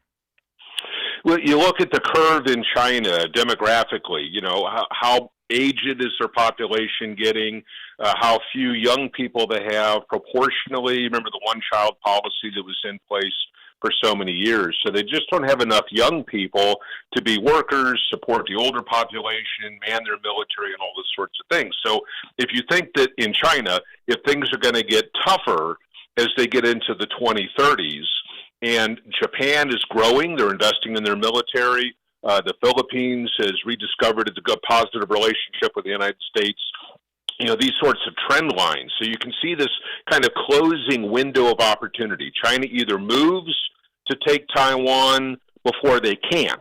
And so there's this window over the next, say, 5, 6, 8 years where Gordon Chang and others, Phil Davidson, who was the senior military officer for the U.S. in the Indo-Pacific region, there's this thing called the Davidson window as well. And so if you're in Beijing, how much time do I have to take my very top objective, reunifying Taiwan under the Communist Party's rule, before I can't do that because of all the other things that are going on in the world? And so I do think it's a window of risk that the world is seeing, the U.S. is seeing in particular, between now and, say, the 2030 timeframe. So if and when China invades Taiwan, what should our response be? Should we be doing what we're doing with Ukraine right now by providing funding and military aid? Well, that would be part of it, but orders of magnitude harder to do that. You know, with Ukraine, we can get stuff to Europe. You have countries that are immediately adjacent to Ukraine. You know, you can roll things in, fly them in, you know, where it might be. How do you do that in Taiwan? I mean, if it's circled by Chinese warships and missiles and aircraft, you know, there are no roads or rail or tunnels going to Taiwan, so everything would have to move by ship. And it makes it very, very difficult to deliver quantity in a rapid period of time. So this is especially one area where you want to keep the war from happening to begin with, or you have to increase your military posture to have a more timely response. So it'd be very, very difficult. Given that, what is China thinking? I mean, I know that they historically play the long game, and that's centuries, not years. But I mean, they could take Taiwan right now, and we wouldn't do anything about it. So why aren't they? Well, yeah, and so there's this argument about when does China feel that it is militarily ready. It's expanding, it's training, doing a lot of testing flights, it's probing. Taiwan, you know, they fly planes, China flies planes into Taiwan airspace.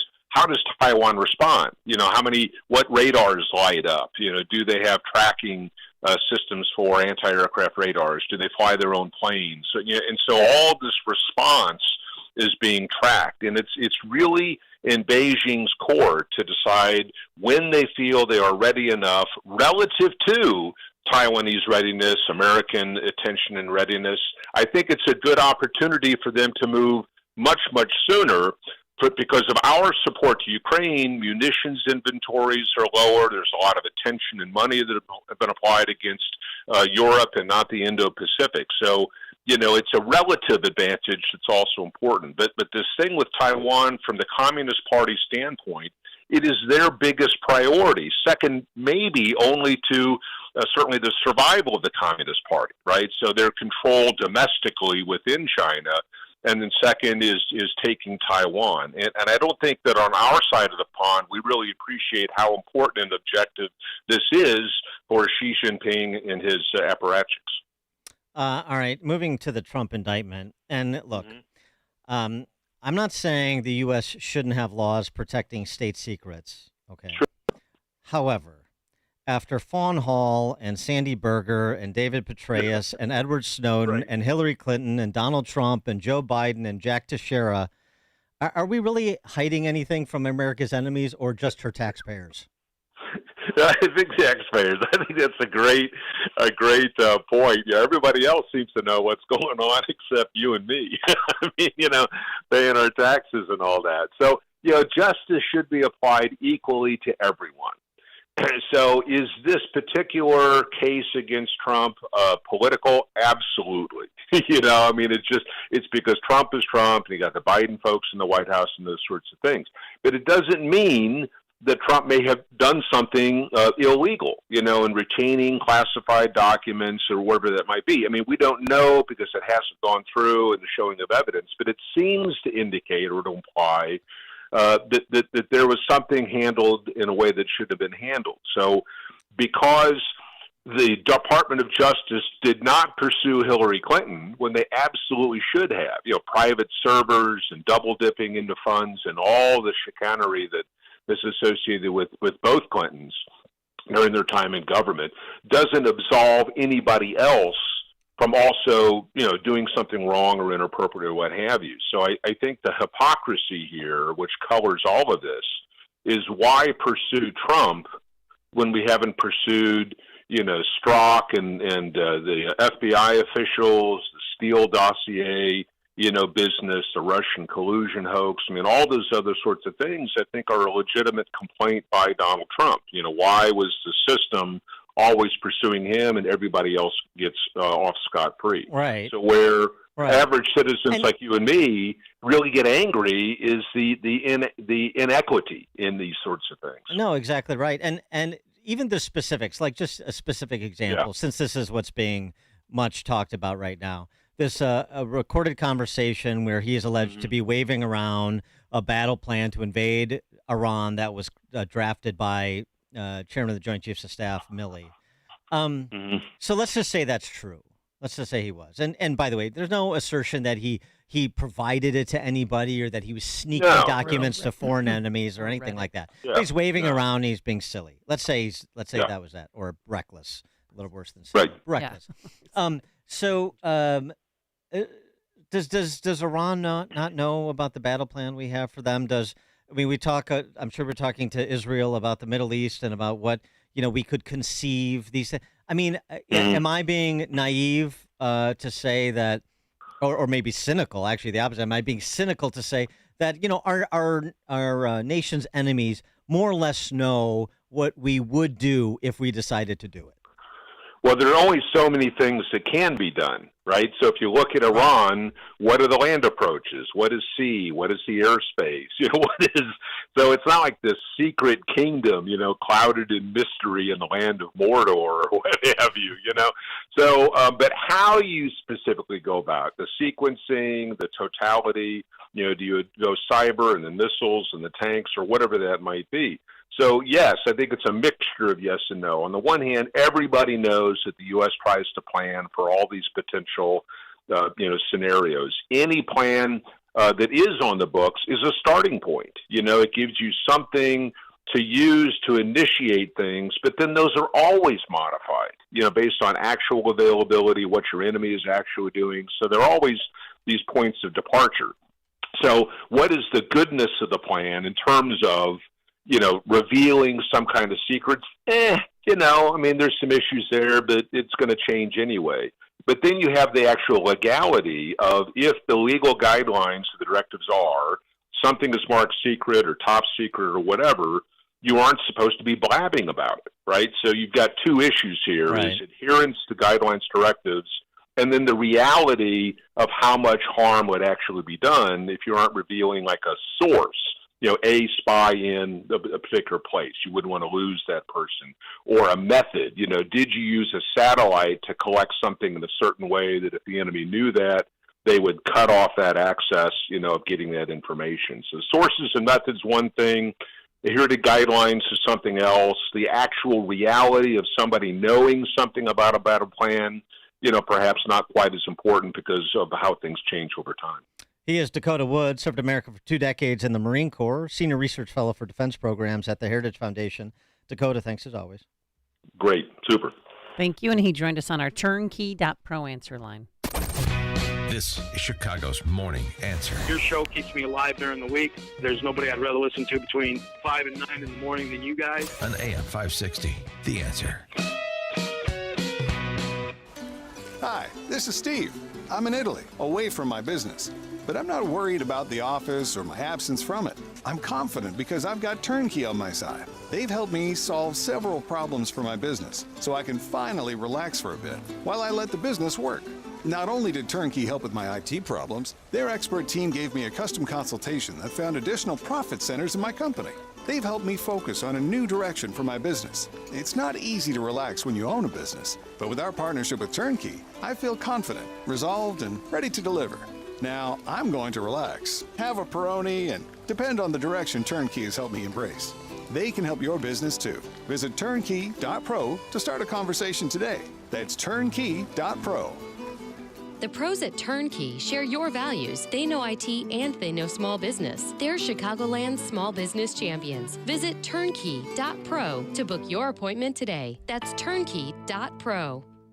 Guys, a lot of people talking about testosterone, but do your homework and be sure to go to a provider you can trust. I've been recommending my friends at Low T Center for the past 8 years. It's where I get my levels checked. Low T Center exclusively specializes in men's wellness. They check all your levels, not just your testosterone, and determine the cause of any symptoms you're having and whether you're a candidate for low T or something else like low thyroid or sleep apnea.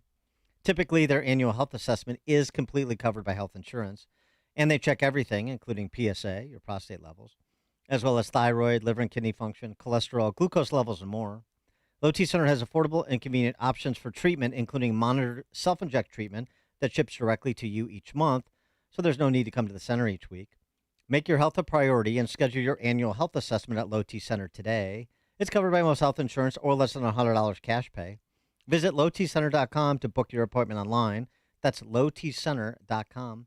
Tell them Dan Prof sent you when you do. Low T Center, reinventing men's healthcare. Are you a business owner with a strategic mission, a drive to succeed, and a plan for growth, but you just need the right bank? Hi, Mike Gallagher here, letting you know that Signature Bank is all about going the distance for commercial banking customers. It's what Signature Bank does every day. Their team understands that accessibility is key to their culture. In times like these, you want a bank that is there for you to weather the bad times and capitalize on the good. And with Signature Bank by your side, you can't go wrong. It's a true partnership. That's why Signature Bank in Chicago is my bank. That's right. I'm a customer. I believe in what they have to offer, from innovative tech and customized solutions to help your business grow and thrive. Reach out to my friends at Signature Bank. Call 773-467-5630, 773-467-5630, or visit them online at signaturebank.bank. That's signaturebank.bank. Signature Bank makes commercial banking personal. Member FDIC, equal housing lender. You can shed that fat and be slimmer for the summer. No more wearing cover-ups or T-shirts in the pool. NJ Diet will help you the natural way. No shots, no hormones, and no surgery. You'll lose a contractually guaranteed 20 to 40-plus pounds in only 40 days with NJ Diet. They use your hair, saliva, and blood work along with bioenergetic scans to personalize natural solutions and supplements that get your body into the fat-burning zone so you can finally lose the weight. Then NJ Diet uses DNA info to help you keep it off. Best of all, it's contractually guaranteed. You're fully supervised the entire time to make sure you're burning fat, not just losing water. And you even get Dr. T's personal email and phone number, Dr. Turovets. That's Dr. T. He's the founder. Locations close by in Skokie and Oak Brook or available from home with live online video consultations. Call 855-5-NJ-DIET. Or schedule your consult today at njdiet.com. That's njdiet.com. If you're hiring, it can feel like trying to find a needle in a haystack. You can hope the right person comes along, or you can just use ZipRecruiter. Like Marco, president of operations at Telly Tires and Auto Centers. ZipRecruiter helps me find all the right people, even the most difficult jobs to fill. See why 4 out of 5 employers who post a job on ZipRecruiter get a quality candidate within the first day. Now try ZipRecruiter free at ZipRecruiter.com/free. ZipRecruiter.com/FREE. AM 560, The Answer.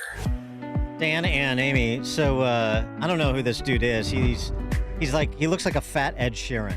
Yeah. And he did this techno ditty. It's really cool. Online. It's really good. It's like a throwback to, it's almost like a Howard Jones quality. Yeah. Yeah, it's about the upcoming election. He is melancholy about the prospect of having to vote for Joe Biden. They're really gonna make me vote for Joe Biden. He's in his backyard.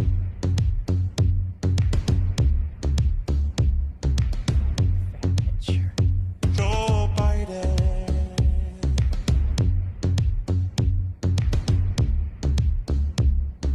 How is the best case scenario, Joe Biden?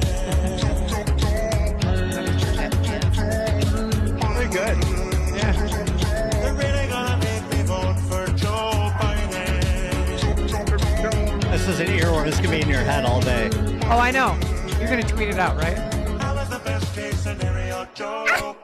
How is the best case scenario, Joe Biden? And the great thing is his like half-hearted dubstepping, Uh-huh. and he's so despondent over the prospect. Really Bummed good about it. We'll tweet it out for your enjoyment. Thank you. All right, coming up on Chicago's Morning Answer. Also for your enjoyment, former Wisconsin Governor Scott Walker, now CEO of the Young America's Foundation, is that op-ed that he wrote in the Wall Street Journal warning 2024 candidates about the mistakes he made, was that directed right at Ron DeSantis? We'll ask him at 7:37. All right, but now let's head into the newsroom. The one and only Mike Scott. Good morning, Mike. 7:31, sunshine in 52. A portion of Interstate 95 in Philadelphia will remain shut down after a tanker truck fire caused a collapse on Sunday morning. The truck carrying a petroleum-based product, likely some form of gasoline, caught fire and caused a partial collapse of the highway above it. Former President Donald Trump is expected to make his way back to Florida today ahead of Tuesday's arraignment. That, according to multiple reports, which note that the president will spend the night at the Doral Miami golf course. Late last week, the Justice Department unsealed a 37-count indictment against the former president, alleging he mishandled classified documents after leaving office. An Elgin man is facing charges in a crash that killed a teen couple in Hoffman Estates. Denny Rubio was charged with aggravated DUI and reckless homicide. Police say the 18-year-olds killed were recent graduates of Schaumburg High School. An attorney who challenged Governor J.B. Pritzker over COVID-19 mandates and gun bans is now looking to challenge a new law limiting citizens' ability to sue the state in their home county. Attorney Thomas DeVore, who sued Pritzker over COVID mandates and won, argues people deserve to file claims against the government where they live. Why on earth would I have clients in Effingham County go file a case in Cook County about anything, whether it's a constitutional challenge or to the governor's authority or the legislature's? Why would I file their case up there? I'm going to file that case in where they live, where they elect judges, where those judges are responsible for the people that are bringing the challenges and the cases to court. DeVore says he's planning that suit challenging the venue restriction law, and that lawsuit will not be filed in Sangamon or Cook counties. Meantime, the governor will be signing his very controversial anti-book ban bill into law later today at the Harold Washington Library in Chicago.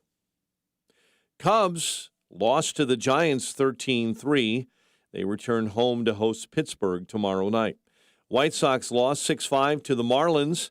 Sox now traveling to L.A. to visit the Dodgers tomorrow night. The news, a service of the AM 560 store.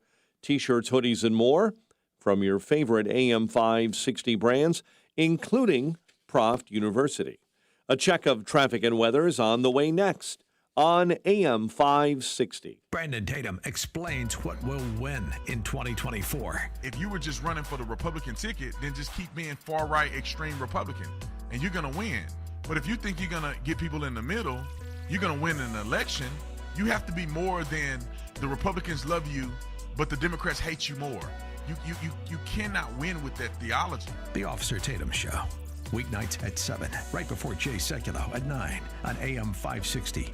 The Answer. Are you paying too much for term life insurance? Term Busters, a Christian-owned company, can help. There's a tremendous price war in the term life industry. Rates have dropped dramatically in the past few years. For example, a man age 45, non-smoker, $1 million of coverage, $75 per month level rate for 10 years. Or a man age 50, non-smoker, can obtain $500,000 of coverage for a monthly premium of $110. Level rate for 20 years. That's right, guaranteed level rate for 20 years. If you're a smoker, we have great rates for you as well. At Term Busters, we specialize in policies of $500,000 and above. If you're looking for new or replacement term life insurance, call today for a quote at 800-558-9940. You're probably paying more than you should. Call 800-558-9940. Remember, 800-558-9940. Sample rate quotes based on preferred non-smoker underwriting. Exam required to qualify. That number for Term Busters, Christian-owned and operated, is 800-558-9940.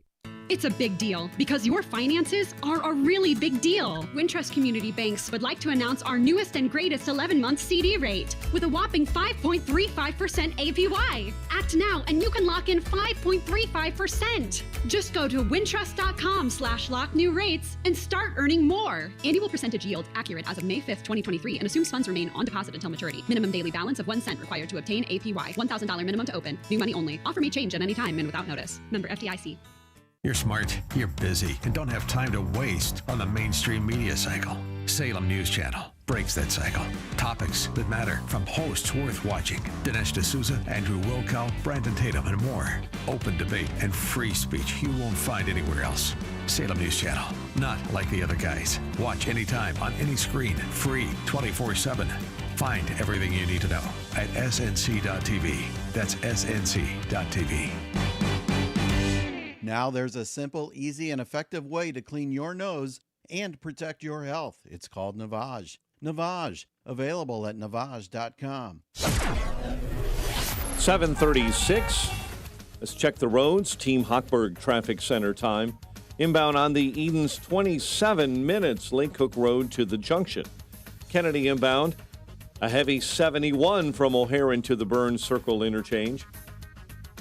Kennedy outbound right now, 41 back out to the big airport, while it's 50 in on the Ike from 390 into the old post office. They've swept away an earlier accident inbound between St. Charles and the Tri-State. Jane Addams jammed up eastbound on I-90 after Meacham all the way to Route 53, and I-80 is jammed up and slow westbound between Cherry Hill and Chicago. Chicago's Morning Answer continues next. AM 560 Weather Center forecast, a warmer day ahead, clouds and sunshine, high of 69. Currently 52. Next news at 8. Chicago's Morning Answer with Dan and Amy continues next on AM 560 The Answer. Listen to AM 560 The Answer online at 560theanswer.com, on the AM 560 mobile app, on your Alexa-powered smart speaker, and on TuneIn, iHeart, and on Odyssey. Now, from the Signature Bank Studios, this is Chicago's Morning Answer with Dan Proft and Amy Jacobson. If you're looking for the latest news, insight into what it means, and the sharpest opinion, there's only one station in Chicago where you can turn, and it's this one. We're AM 560, The Answer. Top of the morning, Dan and Amy. Both President Trump and Governor DeSantis were in North Carolina on Saturday after the unsealing of the indictment against President Trump that we've been discussing all morning, as we were discussing all Friday. And you know what Trump said. We brought it to you, that this is Trump derangement syndrome taken to the next level, and recounting tried and true themes, that this is a group of people on the left and a regime on the left that believes the ends justify the means, including the weaponization of the federal government to target a foreign president, just as they did before he was a president, and just as they did when he was president. And reiterating that, remember, the lesson here, the lesson is, I'm what stands between you and them. If they can do this to me, then they can do it to anybody. Ron DeSantis echoed a similar sentiment, but without invoking the Trump name. And what happens is, when there's no constitutional accountability, our founding fathers would have absolutely predicted the weaponization that we've seen with these agencies, particularly Justice and FBI, because when you don't have constitutional accountability, human nature is such that they will abuse their power. And that's what's happened. Nobody has held them accountable. And, you know, look, when I was in Congress, I remember, you know, Hillary had the emails with the classified. And my view was, well, gee, you know, as a naval officer, if I would have taken classified to my apartment, I would have been court-martialed in a New York minute. And yet they seem to not care about that. And is there a different standard for a Democrat Secretary of State versus a former Republican president? I think there needs to be one standard of justice in this country. Let's enforce it on everybody and make sure we all know the rules. You can't have one faction of society weaponizing the power of the state against factions that it doesn't like. Well, that's what everybody says they believe, but half the country cheerleads when they see President Trump indicted in Manhattan, indicted in Miami, tomorrow, yep. Indicted in Atlanta. That's a preview. 2 indictments. I mean, it's never going to stop. For more on this and other topics, including what's happening on college campuses, there's been quite a bit, particularly at City University of New York campuses. Pleased to be joined by former Wisconsin Governor Scott Walker and now CEO of Young America's Foundation. Governor Walker, thanks for joining us. Appreciate it. Good morning, Dan and Amy. Good to be with you. So that op-ed that you penned in the Wall Street Journal last week, we discussed on the show. I thought it was quite good. You know, your lessons learned from your run for president when you were coming off 2 terms as a successful governor and were very popular among the conservative grassroots, myself included. You were my candidate for president in 2016, coming out of the gate. And, you know, you talked about being captured by the consultant class and playing it safe. Was that message that you delivered in that op-ed, was that specifically directed at Ron DeSantis? Well, it applied to anyone in the race, including President Trump, but I think you're right. It's particularly of interest to Governor DeSantis. He and I, probably out of any of the candidates in the race, have the most similarities. A popular 2-term governor, someone who got national attention because of the aggressive actions that we took. My mistake, as you alluded to, and it's odd because all throughout my career up until that point, I defied the consultants. I defied logic. I not only ran in a blue state, Wisconsin, and turned it at least temporarily purple. Before that, I'd been the Milwaukee County Executive, which is about almost 3-to-1 Democrat, and no consultant would have told me to run there. So my big mistake, and the message I pass on, whether it's Governor DeSantis, whether it's Nikki Haley, Mike Pence, Tim Scott, you name it, is that big ideas, bold ideas, trump a bold record. That the record just gets you to the stage. But now you've got to deliver. Now you've got to take the next step. People loved what we did in Wisconsin. And for that matter, why I said it applies to President Trump as well. People love what he did, but if he's going to be the nominee or any of these other people are going to be the nominee, they got to tell them not what happened in the past, but what is going to happen over the next 4 years if you elect me. That's a powerful message. Well, one thing I think DeSantis is missing out on, I mean, after the hurricane, he built that temporary bridge to Sanibel Island in about 2 weeks. I mean, he did an amazing job. And that's when a lot of people, I think, in Florida, like, I know they woke up because of COVID, but they really supported him after that. And I think he should tout on those accomplishments a little bit more. Or is that focusing too much on the past? No, he should go to Pennsylvania. That's what I thought yesterday. I'm like, you could build that bridge. And literally, you build a bridge to the future. So this is a good example of where you connect the dots. You say, hey, look what I did in Florida, not just look in the past, but this is the kind of things I and my administration will do if given a chance. We'll come in and, forget about this nonsense the governor of Pennsylvania is saying this is going to take months. Years. Ron DeSantis can say, I built this in weeks. When people need transportation, we got to get it done. I think people, by and large, want limited government, for sure. But the government that exists should work. And that's the problem with the left. They not only want big government, the government they had just doesn't work. Yeah, the slight critique I have of your op-ed and what I think DeSantis has missed out of the gate, even though like the arguments like he made that you just heard in North Carolina on Saturday are why I like him so much, is because he is very thoughtful and very measured, and he makes arguments. He just doesn't take positions. He's an explainer, which brings people along. But he hasn't answered the why question. And that's it. I get bold ideas, but you first have to tell people why it is you're in this race. Like, who are you doing this for? Because particularly against Trump, he has, 40 to 50% of the electorate, Republican primary electorate, believing this guy is doing this for me. He doesn't need the money. He doesn't care about cocktail parties inside the Beltway. He is fighting the people who are making my life more difficult on my behalf, and that's why he's doing it, and that's why I'm sticking with him. And that's going to be very tough to dislodge. Oh, I agree. I take it a step further. I think the most powerful moment I've seen for President Trump in the last few months was when he went to West Palestine, Ohio, after the train derailment. Yeah. And he showed up with, remember, all the water, the pallets of cleaning supplies. He took all the first responders to McDonald's. But most importantly, the national press totally ignored this. I wrote an op-ed in my weekly column for the Washington Times about this. I went and looked at all the local newspapers. You know what the caption was repeatedly? Was, "You are not forgotten." Joe Biden was in Europe. Pete Buttigieg was nowhere to be found until after Trump came there. Trump came and said, "You're not forgotten."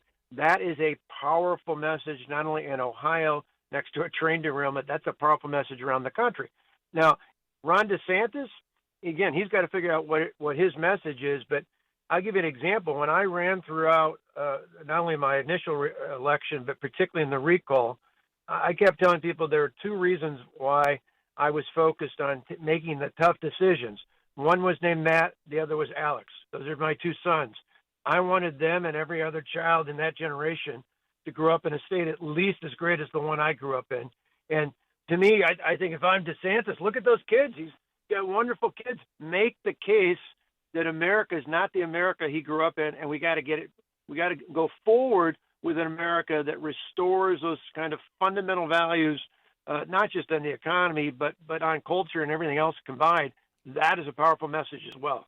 So I mean, but if you're running against Trump this cycle, I mean, you have to admit that this is really complicated for the people challenging him because these indictments just, regardless of the merits, particularly on the one that was unsealed on Friday, regardless of the merits, it just smacks of everybody is out to get him, and he is standing athwart them on our behalf. And every time they do something like this, where they reach, where there is legitimate suspicions about motivations as well as evidence, it just further buttresses his standing.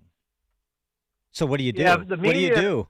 The national media hasn't gotten this for years, and that is that they assume that every Republican, every supporter of Donald Trump supports everything he does. And he said, no, there are plenty of us who occasionally don't care for a tweet or a statement or comment, but it's like a family. And Donald Trump's under attack. I think DeSantis is right. I wrote about this the other day as well, that I just think there are millions of Americans who understandably feel there's two kinds of systems of justice in America. You know, when prosecutors fail to go after Hillary Clinton with her private server, or for that matter, Joe Biden, and finding boxes of classified documents from his time as vice president in his garage next to his Corvette. I think most people that are just slightly right of center say, hey, wait a minute, this is an unfair justice system out there. And when that happens, you tend to rally around the person who's being persecuted, who's being attacked, who's being unfairly treated. That's the challenge. My advice, whether you agree with it or not, is I think DeSantis and the others have to spell out the reason they're running, the boldest agenda possible, and then make the case why not only they got a bold agenda, but that they're going to enact it. And because that's the advantage Trump's got, is people know he's going to do what he says he's going to do. But make the case that you not only have a bold plan, but that you can do it, and then make the case that you're the best to defeat Joe Biden. The only person who can change a voter's mind about Donald Trump is not the candidates, it's not a consultant, it's not an ad agency, it's Donald Trump. Donald Trump can make people who disagree with him maybe lean towards him again, or people who agree with him go the opposite direction. I would stay away from talking about Donald Trump if I was one of the candidates. Really, that's interesting because, I thought that Vivek Ramaswamy had a pretty good tack over the weekend, and Vivek has been as aggressive as anybody, certainly as aggressive as DeSantis, and those two, I think, have been the most aggressive candidates in their own ways. But Ramaswamy comes straight away and says, look, he's a Yale law guy. I mean, he understands the case here, and he made a legal argument, but he also made sort of a normative political one and said, look, if I'm elected, I pardon Donald Trump. Take Donald Trump out of the equation because he's not going to jail if Vivek Ramaswamy is president. This was because of the two systems of justice that a lot of the candidates are saying. But here's the thing, what we're calling the difference between me and Trump is judgment. I wouldn't have used the same judgment that he used to get into this predicament in the first place.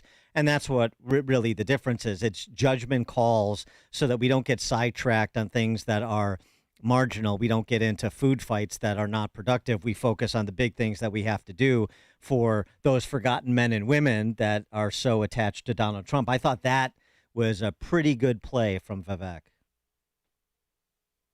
Yeah, I see merit in that. I just think the problem in all this is you're still talking about Donald Trump as opposed to saying, here's what we should be talking about. Here's the issues that everyday Americans care about. Yeah, you got to acknowledge, like I said, the scales of balance are tipped clearly away from those on the left and put entirely onto people disproportionately on people on the right. I'm going to fix that system. But here's, in the larger scheme of things, here are the things that people care about. Here's my plan. Whether people agree with Donald Trump or not, in 2015 and 2016, everybody knew he was going to build the wall, drain the swamp. All those sorts of things were clear things that you heard at the rallies, you heard at the debates, you heard over and over again, and all the rest of the candidates had to respond to that. If you're someone other than Donald Trump, you got to figure out what are those ideas that will capture the imagination of primary and caucus voters and get out and hammer those away and start being identified, as opposed to always responding to whatever it is the media is asking about Donald Trump. Do you think he's going to get a fair trial in Miami? No, I don't think he gets a fair trial anywhere. I mean, I think look at the case in New York City. Again, I tend to agree with the previous assessment. I wouldn't have put myself in those circumstances, but he is. In New York City, New York State, they literally changed the laws so that they could have a case to go after him to try and punish him. What they don't realize, though, is people can see through that. In this day and age where we don't have to rely on just the New York Times or the network nightly news to tell us what's going on, people can see how out of control this is. And it's just backfired on them. Every time they go after him with one of these indictments, his poll numbers go up. If they don't want him to be the next president, the best thing the left could do is just let him be and focus on their own agenda. But they can't do that because they've got Joe Biden as their candidate. And the only reason people on the left will vote for Joe Biden is because he's not Donald Trump. If it was me, just from an operative perspective, one of the things that I would consider if I was working for DeSantis or Vivek or whoever, I'm not working for anybody, is Trump is probably at his apex right now with respect to Republican primary voters. And I wonder what his numbers are in suburban Milwaukee. I wonder what his numbers are in suburban Charlotte. I wonder what his numbers are in suburban Phoenix. And if right now, even though the national numbers are one thing and the national number versus Biden is one thing, if his numbers in those suburban areas, in those swing states, suburban Atlanta, too, throw that in there, if they're bad right now, if they're worse than DeSantis, for example, in a matchup with Biden or Newsom, that may be something I would be touting. And I'm not saying they are. I don't know, but I have my suspicions. That'd be something I'd be touting right now to say this is at his best, and he can't win those areas, so he can't win those states, so we can't win the election.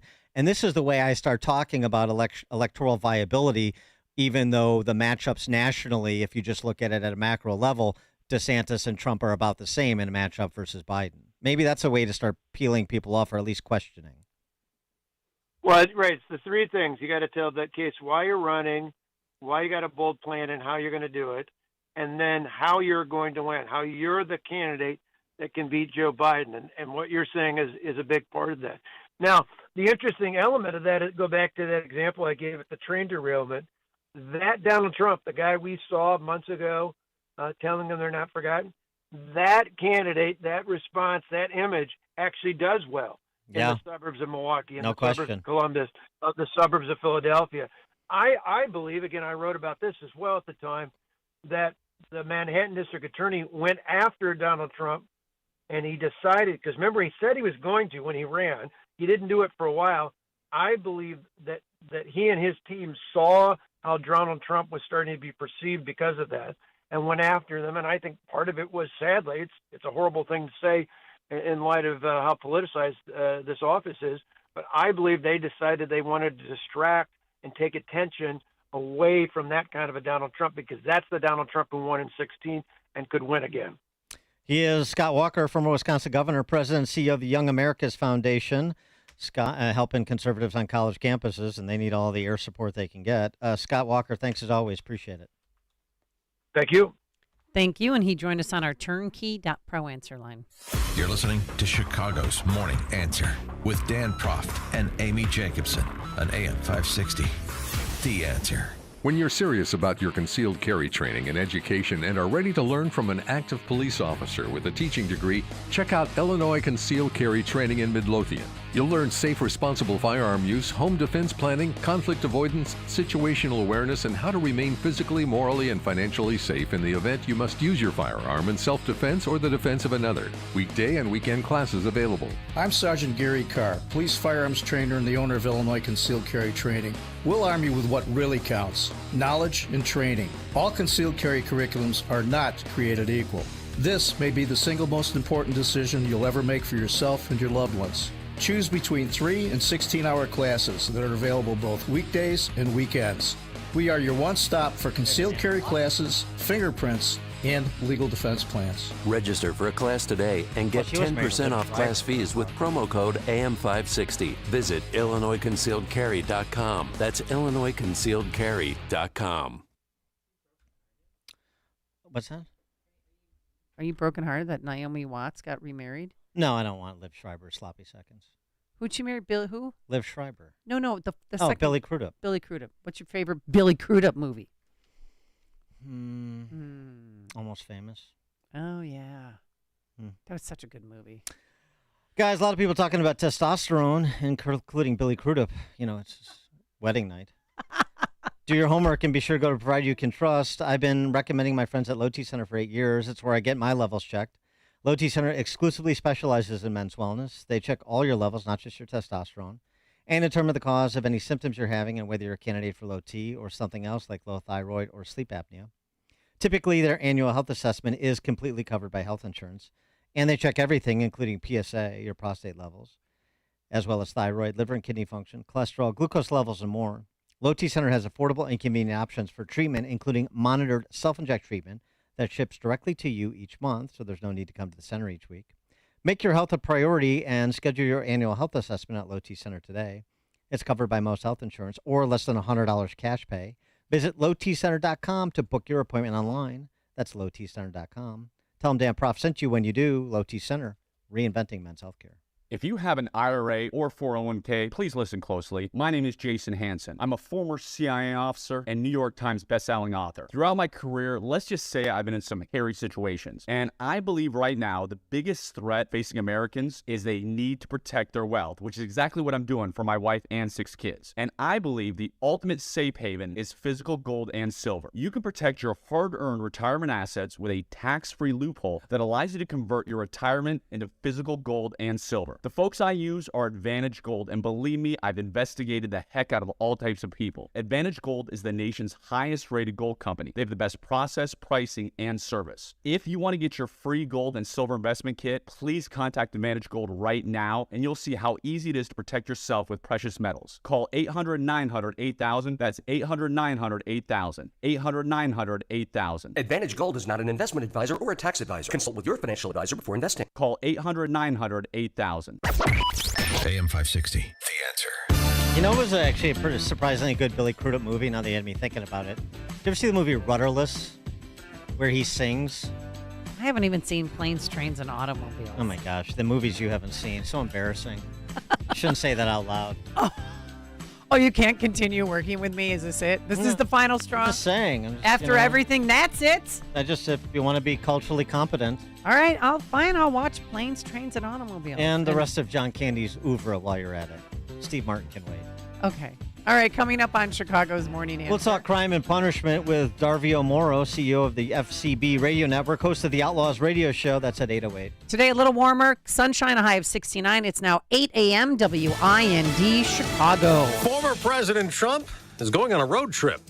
I'm Dave Anthony, Fox News, going to Miami, where tomorrow he'll go to court. We encourage Mr. Trump's supporters and his critics to let this case proceed peacefully through the court. Democratic Senate Leader Chuck Schumer, the former president's facing 37 criminal charges related to the classified documents found at his Florida resort, including obstruction of justice. At rallies over the weekend, Mr. Trump accused the Justice Department of trying to suppress his political ambitions, but he tells Politico even if he is convicted, he will continue to campaign for a second term in the White House. Fox's Jonathan Sari outside the court in Miami. Other Republicans accuse the Justice Department of slow-stepping investigations into allegations of impropriety with President Biden's financial dealings with a foreign national when he was vice president. Now, President Biden's also under investigation for having classified materials from years past. There is a settlement in the Jeffrey Epstein sex scandal. J.P. Morgan Chase has worked it out with Epstein victims who sued the bank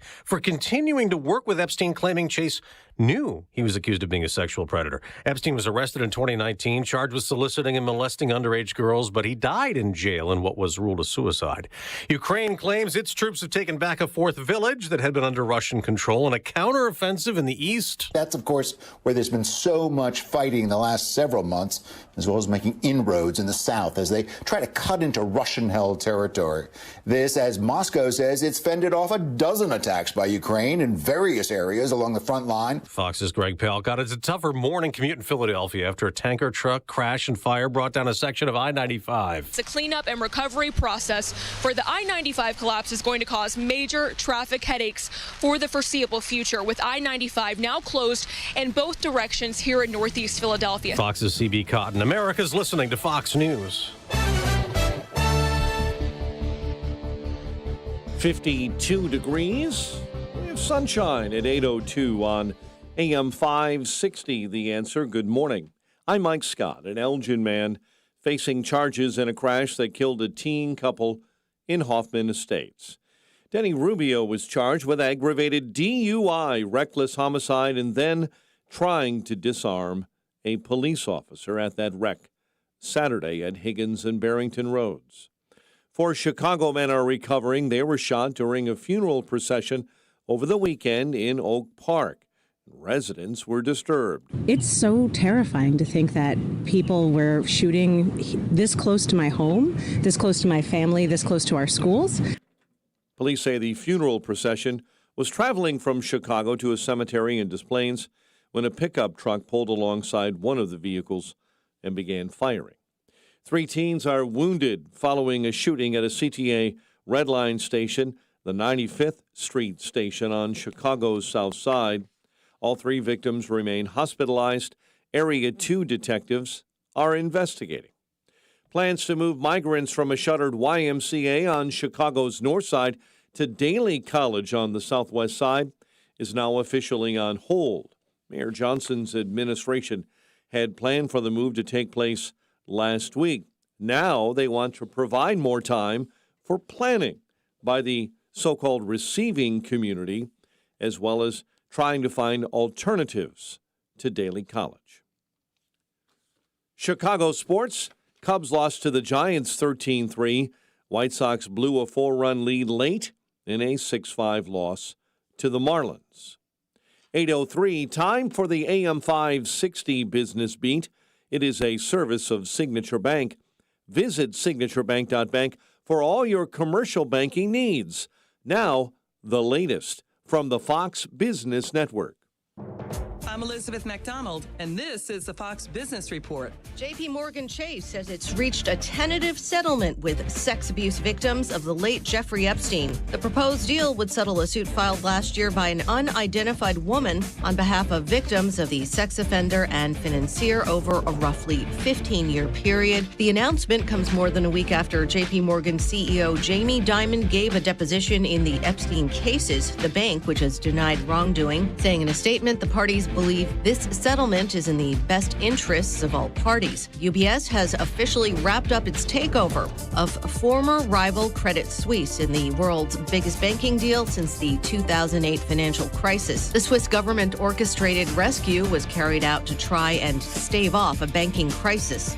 UBS says it expects full integration to take 3 to 5 years. That's your Fox Business Report. I'm Lillian Wu, invested in you. 8:05 and a check of traffic and weather on the way next on AM 560. Make sure that you never miss a day of Dan Proft and Amy Jacobson when you subscribe to the Chicago's Morning Answer podcast, presented by Signature Bank.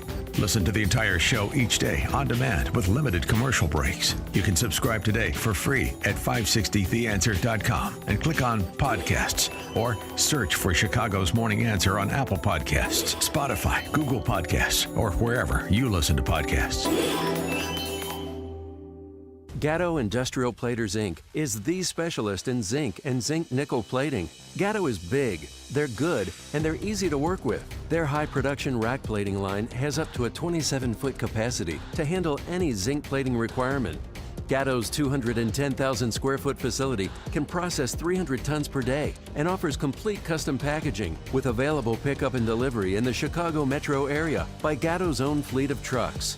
All of Gatto's products are inspected and certified to ensure that each customer is receiving the best and most cost-effective plating protection.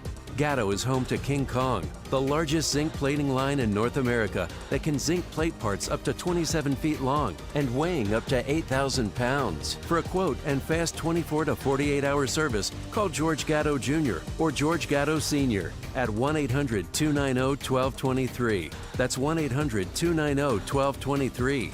1-800-290-1223.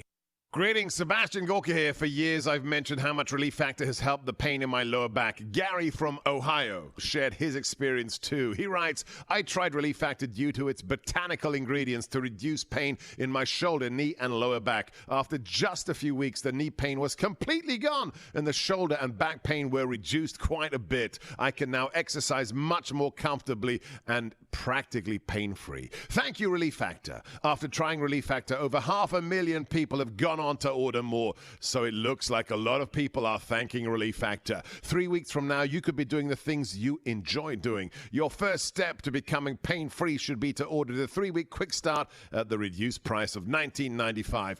Go to relieffactor.com or call 800-4RELIEF. That's relieffactor.com or call 800-4RELIEF. Feel the difference with Relief Factor. relieffactor.com. 8:07. Let's check the roads in the Team Hochberg Traffic Center, a service of Cabino Environmental. Home and business owners use Cabino Oil Stain Remover because it's the most powerful oil stain lifting formula on the market. Cabino Oil Stain Remover is available at all 8 Rental Max locations. The Edens is stuck on 22 right now, Lake Cook Road into the junction. The inbound Kennedy at about an hour 10 from O'Hare into the Burn Circle interchange. The Eichen 45, 390 to the old post office. Stevenson 47 from 355 into DuSable Lakeshore Drive. Jane Addams jamming up on I-90 eastbound after Meacham all the way to Route 53. And the Veterans has an accident just reported southbound side of I-355 at North Avenue.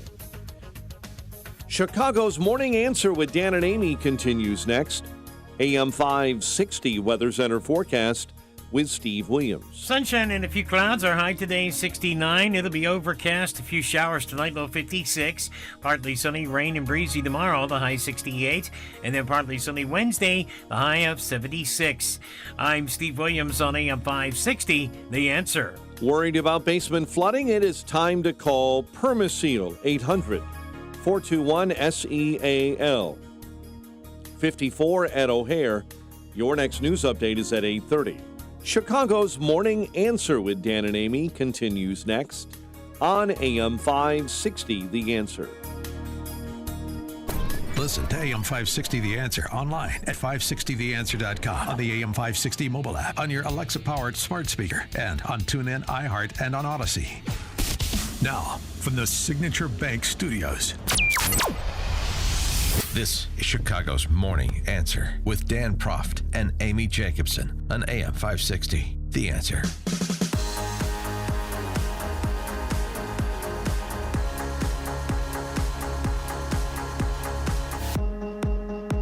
Top of the morning, Dan and Amy. Here's the Democrat Socialists' promise to the black man in America. You ready?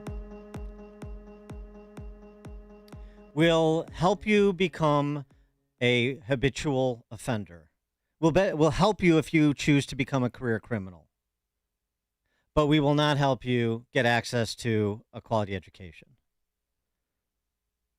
We won't help you on the front end enjoy the opportunities that are available in America, particularly when you get exposed to the possibility of quality schooling. We won't be there for that.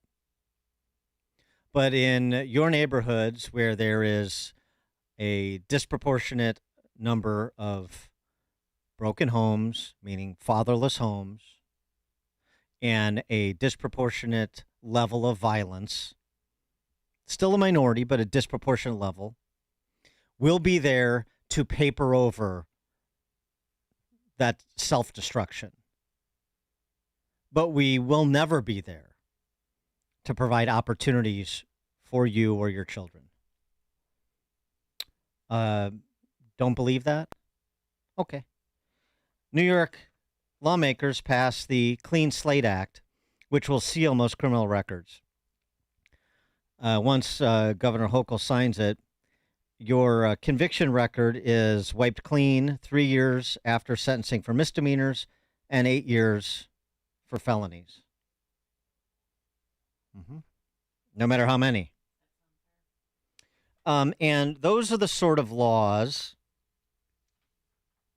like the Safety Act in Chicago, or the in Illinois, and like the Safety Act's application in Chicago de facto, that lead you to reading stories like this every single day.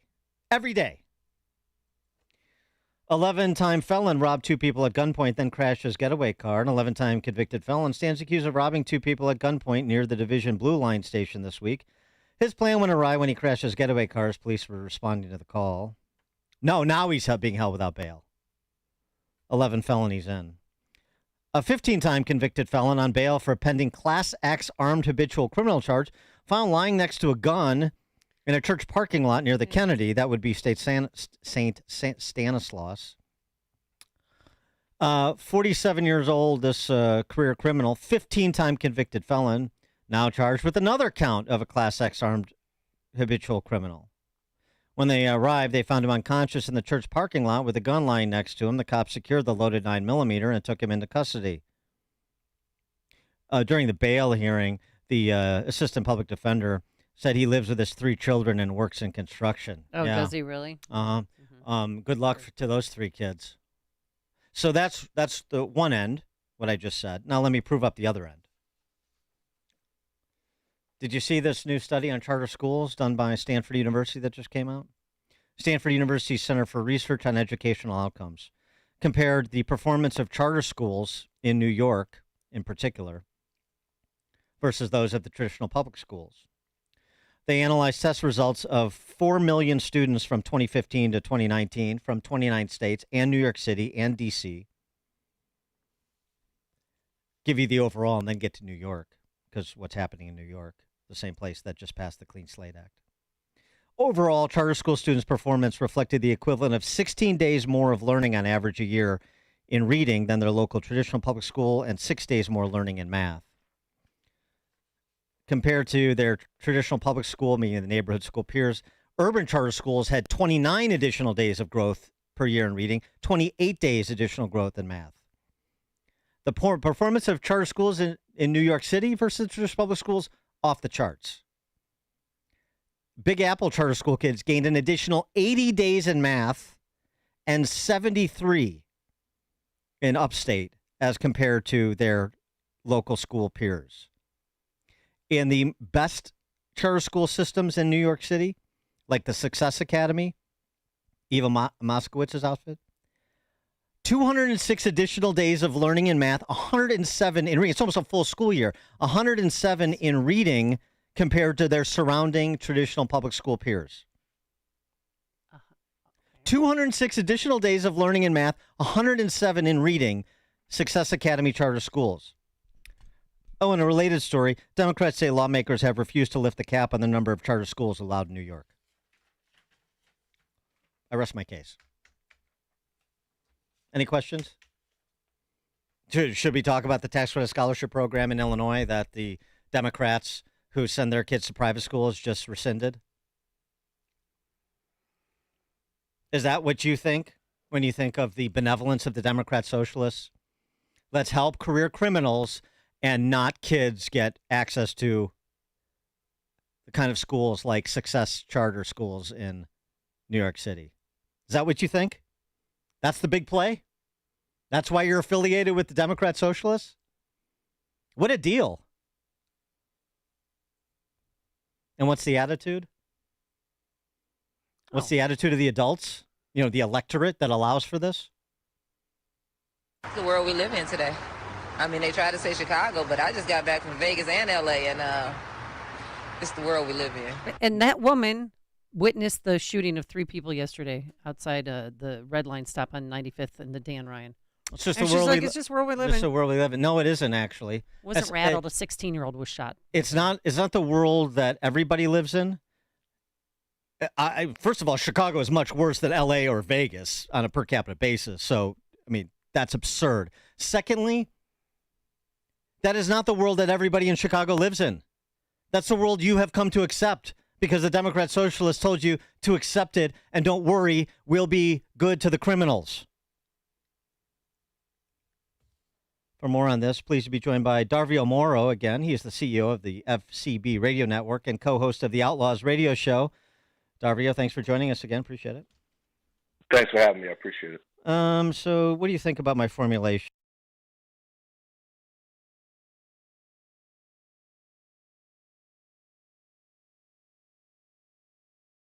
About this over the weekend.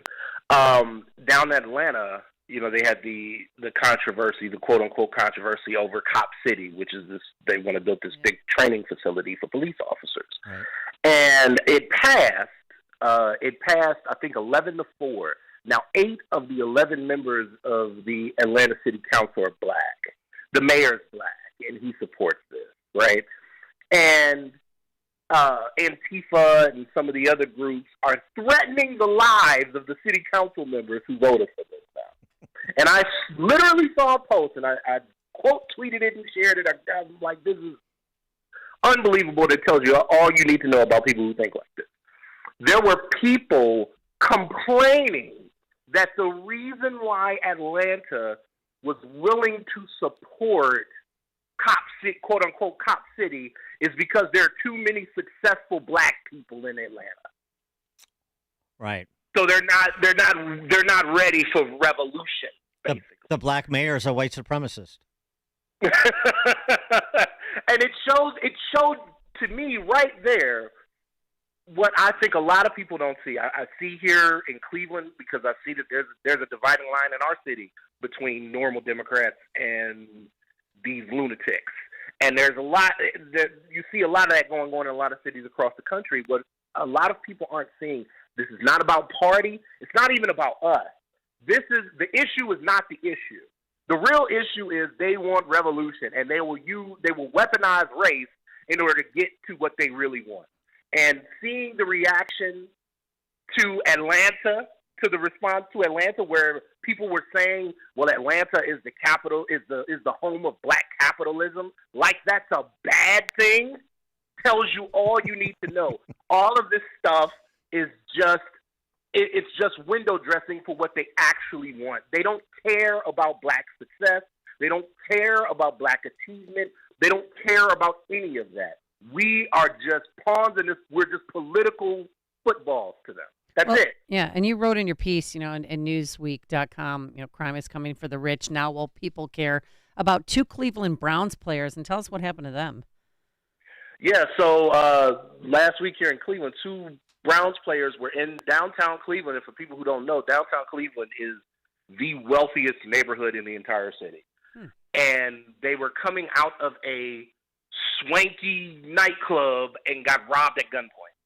Now, they weren't in some seedy hole in the wall bar on some sketchy side of town.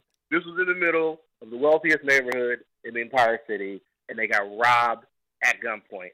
This is absurd. It's absolutely absurd. And as you saw in my article, I talked to Cleveland City Council president who was outraged. And he's been somebody who's been talking from day one about the problems with crime rising and our police force is leaving. Our most recent police academy had only 9 recruits in it. Like, it's absurd right now what's going on in these cities, and this is unsustainable. It's not sustainable long term. So how do we get to the black entrepreneur, the black professional that lives in the urban center and is voting for people that are focused on the Clean Slate Act, but not focused on young people's education, particularly young minorities' education? I just don't. Somebody has to tell me how you penetrate the consciousness there. So here's the thing. I don't even think it's necessarily an issue of penetrating the consciousness, because there are a lot of people who are aware of it. The problem is that a lot of times on the local level, people don't have many options as far as folks who are interested in addressing those issues. So now if you have, and I can just tell you from what I've seen, if you have a Republican Party on the local level that's not competitive, and you have a Democratic Party at the local level that is basically at war with itself, between the moderates and the socialists, it leaves everybody else kind of out, especially when the socialists win. We've had situations in like Chicago. You guys replaced a bad mayor with someone who's even worse. Correct. That's what we do. We've had these issues, but even still, and I use that as an example a lot of times because even still in Chicago, it shows that 48% voted for the other guy, though. So it showed that there's a constituency for sanity, even in Chicago. There needs to be a connection made to get it over the top. So what does that? I mean, I'm just like spitballing here. So does it, the Republican Party or honkies like me need to help to politically elevate, not financially and other? Because I'm talking about like business owners, Black business owners, Latino business owners, professionals. They don't need my direction in life. They don't need my financial help. They're doing fine on their own. But they need to be lifted up to be leaders. They need to more profile. Is that where we can help to say, look, you believe these things. We have a lot of intersections of agreement, perhaps on school choice or law and order, or other issues, whatever. The tax friendliness or lack thereof in terms of running a business or being a part of a business. So let us help you elevate some professional organization or entrepreneur group or YPA chapter, YPA chapter that you're a part of, but you're just sort of one in the mix. Maybe there's a way to push some people forward, identify talent, and push it forward. Is that a play? I think so. And I think it actually goes back to the point I was making about Atlanta. One of the things I said on Twitter was Black capitalism may be the only thing that can save this country. And what I mean by that is if you go back and you look at the comments that these radicals made negatively insulting the fact that there are too many successful Black people in Atlanta, it gives you a perfect blueprint as to what beats back socialism. What beats back Marxism? Because these people use race as a weapon to get to what they really want, which is revolution. Well, that doesn't work if the conditions aren't there to make your complaints at least somewhat legitimate. What about the? So if you have, go ahead. Sorry to interrupt, but what about the education piece too? I mean, so we have, I just mentioned it in passing, maybe you know this, and we had a K through 12 tax credit scholarship program, mainly benefited lower income families in the state, and a combined plurality minorities. But some low income white families benefited too, and this was, of course, offensive to the teachers union.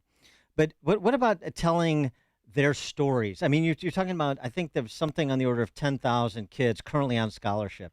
Is it political malpractice in your view for the Republican Party, for Black professional organizations, for whoever wants to tell the story? Somebody has to tell these stories. If you're not telling these stories and amplifying the plight of these families, then you're not there when they need you, and so why should they trust you? It's actually political malpractice not to tell those stories. Exactly. That's goes kind of to a point that I made on the show the first time that I came on. Like, it doesn't matter if you're for school choice if no one knows about it and no one knows and understands the impact of it unless you're actually participating in the system. So that is definitely a story that needs to be told. And it needs to be, I think the problem sometimes on these issues is there aren't enough people who make the case publicly that what we support on this issue is in your best interest. And the people who say they support you are supporting things that are not in your best interest. And we don't make the argument in that way. You hear more things like, oh, you need to get off of that Democrat plantation and all of that foolishness, instead of making the case that this particular policy or that particular policy is better for you than the policies that the other guys have. Mm-hmm. Yeah, pretty simple. All right, we're going to continue to effort here in Chicago. You continue to effort there in Cleveland. Darvio Moro, CEO of the FCB Radio Network, co-host of the Outlaws radio show as well. Darvio, thanks as always. Appreciate it. Thank you so much. I appreciate y'all. Thank you. And he joined us on our turnkey.pro answer line. If you're talking about it, Dan and Amy are talking about it. It's Chicago's Morning Answer on AM 560. The Answer. Let's talk about tomorrow for a minute. Chances are, someday, you're going to want to retire. And even though you'll stop working, you'll never want to stop achieving. You'll want to explore new ventures when you retire. You'll want to see and experience new things because you'll finally have the time to do it. But to get there, you'll need a financial strategy. Patrick Curtin at Morgan Stanley can help. Patrick is a financial advisor, and he has more than 24 years of experience. Patrick can help you create a strategy based on how you want to live now, and once you retire, he'll work with you and your attorney toward your goals like estate planning and leaving a legacy. And the great thing is, he's right here in Oak Brook. To make an appointment with Patrick, call 630-573-9769. That's 630-573-9769. Meet with Patrick today to talk about your future. Because when you stop working, your retirement income is going to have to work for you. Morgan Stanley, Smith Barney, LLC, Morgan Stanley, its affiliates, and Morgan Stanley Financial Advisors do not provide tax or legal advice. Morgan Stanley Smith Barney, LLC, member SIPC. Your foursome's driving a long way to come and see you to play golf. You don't even know where it is. No, it's Dwight. Yeah, you said it's near off the air. What did you exit call 187. I call it Dwight. I was just seeing if you were paying attention because I Yeah. talk sometimes and you ignore me. Right. You just go to I your hear, happy I place. hear everything. I hear everything. Just because I don't respond doesn't mean I didn't hear it. Well, our golf outing is June 22nd. If you want to see the crew that has paid extra money to golf with Dan, come and join us. They're It's a motley bunch. It is. It really is. Fun and crazy crew, and they're driving a long way to come and see you, Dan. And we want to see you, too, Thursday, June 22nd, at McRae Memorial Golf Club in Barrington. It's presented by our friends from Signature Bank this year, and we are partnering with the Tunnel to Towers Foundation. They're a great organization. They help to provide for our first responders, our military heroes, including our homeless vets. So we're excited about that. And guess what? It's a win-win-win. You get to golf with us. You get to help the Tunnel to Towers Foundation, and we can help you. If you sign up your foursome today, we will give you 25 one-minute commercials. That's if you own a business. And kick in a marketing digital package analysis. So get your foursome together. Go to 560theanswer.com/golf. That's 560theanswer.com/golf. Sponsored in part by Breakthrough Ideas, Crosscom Public Adjusters, Joe Cotton Ford, Waukegan Roofing, Surf Pro, Mars Medical, KWCC Construction, Team Hochberg, and Wilkins Mazda. And we will see you Thursday, June 22nd. This is a special alert to all Americans who own a vehicle with less than 200,000 miles with an auto warranty about to expire or with no warranty coverage at all. Due to a decline in the economy, CarShield is announcing a low-cost month-to-month vehicle protection plan that is now available to the public to save any driver out-of-pocket expenses on future auto repairs. Call now to find out how you can pay almost nothing for covered auto repairs. Yes, you heard that correctly. Pay almost nothing for covered auto repairs. An open phone line has been established for all drivers to call for a free quick quote. Call 800-353-2973 now. Drivers who are covered will not have to pay for covered repairs again. This protection plan is at an all-time low. Additionally, drivers who activate this vehicle protection today will also receive free roadside assistance, free towing, and car rental options at no additional cost. Call us for your free quick quote today. 800-353-2973. That's 800-353-2973. What do you have to lose? Call 800-353-2973. Again, 800-353-2973. A storm is on the horizon, and you need to keep the lights on no matter what. Your business relies on the power being on 24/7. It's the lifeblood of your data and computer systems. Weather-related outages from the power company are not acceptable. Your need for a source of power that's reliable 24/7, along with round-the-clock service that can dispatch technicians to your site immediately, is mission critical. Your business needs Charles Equipment Energy Systems on speed dial. These are the big boys, not residential or solar, but reliable industrial generators for emergency backup or events. When you need more than a 100-foot extension cord plugged into a small engine generator, call Charles Equipment Energy Systems. They keep the lights on with rental generators for job sites or power outages. A storm is on the horizon. Plan ahead. Call now to prepare generators for storms and potential power outages. Call 630-834-6000, 630-834-6000, or charlesequipment.com. ever notice how most people never leave online reviews unless they're really mad? And they want the entire world to know how bad their experience was. Rick from Forever Remodeling here, and we average 4.8 stars on 144 Google reviews. I know what you're thinking.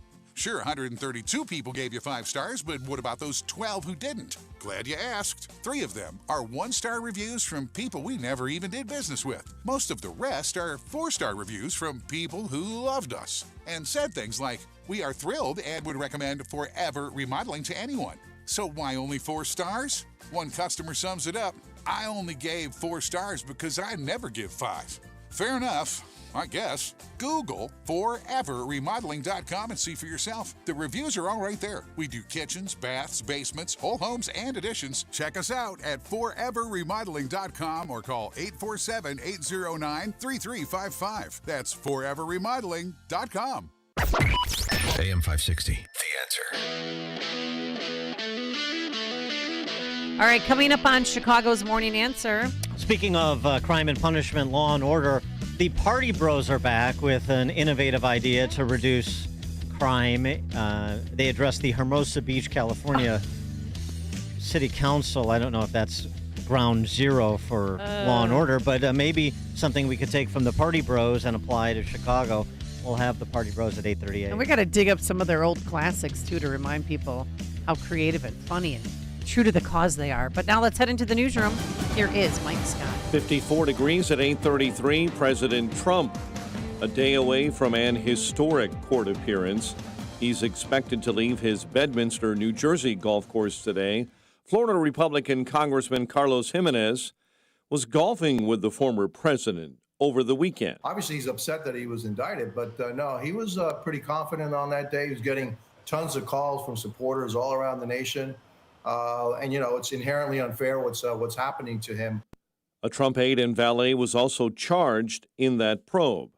A portion of I-95 in Philadelphia will remain closed after a tanker truck fire caused a collapse on Sunday morning.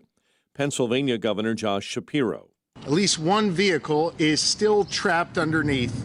Preliminary reports indicate that a commercial truck carrying a petroleum-based product was the source of the fire. An Elgin man is facing charges in a crash that killed a teen couple in Hoffman Estates. Denny Rubio was charged with aggravated DUI, reckless homicide, and later trying to disarm a police officer. An investigation continues after an 8-month-old girl was found dead inside of a home on Chicago's South Side. Taya Morris was discovered unresponsive Saturday in the 9100 block of South Ada. The man known as the Unabomber is dead. Ted Kaczynski was found dead on Saturday at a federal medical center in North Carolina. The Chicago native reportedly died by his own hand. He was 81. Kaczynski was referred to as America's most prolific bomber, arrested in 1996 after 20 years of evading authorities. Giants beat the Cubs. Marlins over the White Sox. Nuggets 1 win away from their first NBA championship. They host the Heat tonight, 8:35. A check of traffic and weather on the way next on AM 560. Mike Gallagher says we have bigger fish to fry. I almost fell off the couch. Do you know they're changing the names of all these military bases that have Confederate generals in the title, like Fort Benning in Georgia, changing the name? There's like 5 or 6 military bases. That's what we're worried about? And this is what the Democrats sit around and worry about? The Mike Gallagher Show, weekdays at 9, right before Dennis Prager at 11 on AM 560. The Answer. Are you a driver of a Ford Powerstroke diesel engine? Tired of taking your Ford Powerstroke diesel in to be misdiagnosed or paying for repairs that don't fix the problem? Well, bring your vehicle to the diesel headquarters, Remke's Garage. The shop is equipped with state-of-the-art diagnostic equipment and highly trained technicians. Take it to the experts. Take it to Remke's Garage. Remke's Garage specializes in Ford Powerstroke, Chevy Duramax, Dodge Cummins, Mercedes Sprinter, and Isuzu diesel engines and transmission repairs. At Remke's, they'll make your vehicle repairs convenient by offering a free commercial loaner vehicle. Remke's Garage, where you won't spend $1,000 to fix a $100 problem.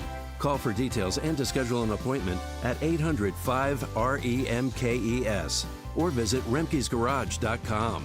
Remke's Garage, your diesel headquarters. Balance of Nature's fruits and vegetables in a capsule, changing the world one life at a time. Honey, I am like a different woman. I mean, finally one day I kept seeing that commercial and I said, what the heck, what do I got to lose? I started feeling a little bit better. I was doing more things. So I got my sister on them. I got my daughter on them. They couldn't believe the change in me. I can't say enough about them. I really can't. Those commercials that you all do is the truth. Start your journey to better health with Balance of Nature. Call 1-800-246-8751 or go to balanceofnature.com to get 35% off your first preferred order. That's 1-800-246-8751. Go to balanceofnature.com or call 1-800-246-8751 and get this special offer by using discount code CHICAGO.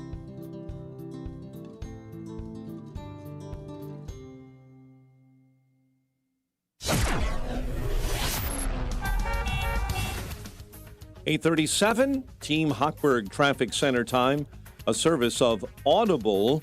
Kickstart your imagination with Audible. Here's celebrity and musical memoirs, mysteries, true crime, and more. Audible, the home of storytelling. Sign up for a free trial, audible.com. Eden's at 26 Lake Cook Road into the junction. The Kennedy at an hour from O'Hare into the Burns Circle interchange. The Icon, 49 390 to the old post office. Dan Ryan Express lanes jammed up between 51st and 31st due to an earlier accident. Reagan slow now eastbound after Roosevelt into the tri-state merge. Chicago's Morning Answer with Dan and Amy continues next.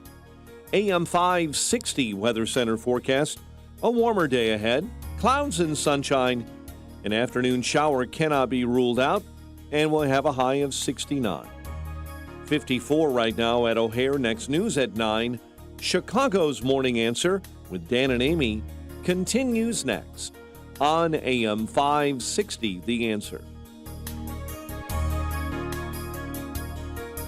Listen to AM 560 The Answer online at 560theanswer.com, on the AM 560 mobile app, on your Alexa-powered smart speaker, and on TuneIn, iHeart, and on Odyssey. Now, from the Signature Bank Studios, this is Chicago's Morning Answer with Dan Proft and Amy Jacobson. If you're looking for the latest news, insight into what it means, and the sharpest opinion, there's only one station in Chicago where you can turn, and it's this one. We're AM 560, The Answer. Top of the morning, Dan and Amy. We're talking with Darvio Moro at the top of the hour about crime and punishment in urban centers. The Party Bros, Chad and JT. Yes. They have a proposal for consideration. They appeared during public comment section, as is their wont. Hermosa Beach City Council meeting. They're in California where they chill. And they've been gone for a long time. I mean, COVID hit. That's why, people didn't have council meetings. And now, it is California, so they're back having them. So we're all familiar with the weapons buyback programs. Chad and JT, Party Bros, put a new spin on it. Here's Chad rolling out the weapons buyback program for consideration. Chad Kroger. What up, Council? My name is Chad Kroger. This is my dog, JT. Council, I live to be balanced and at peace. And no two things do that more for me than golfing with the boys and shooting firearms. I love both, but one of them makes my girlfriend uncomfortable. And after talking to her, it's become clear that guns are a huge issue in this country. Some people think guns themselves are the problem. Other people think it's mental health. All I know is we got to frickin' do something. In Australia, where I did a semester and I served D-Baw, they had this gun buyback thing where if you turn your gun, you got money. Money's chill, but what if in America, if you turn your gun in, you got a new set of Callaway clubs and a tea time at the local club with 3 cool bros? I have mental health every time I drain a birdie in front of my dogs. It's epic. They're all cheering, then Cart Girl comes around the corner, just looking all cute with ice cold beverages. Oh my God. Daddy's been known to have more than a few Michelob Ultras, low carb.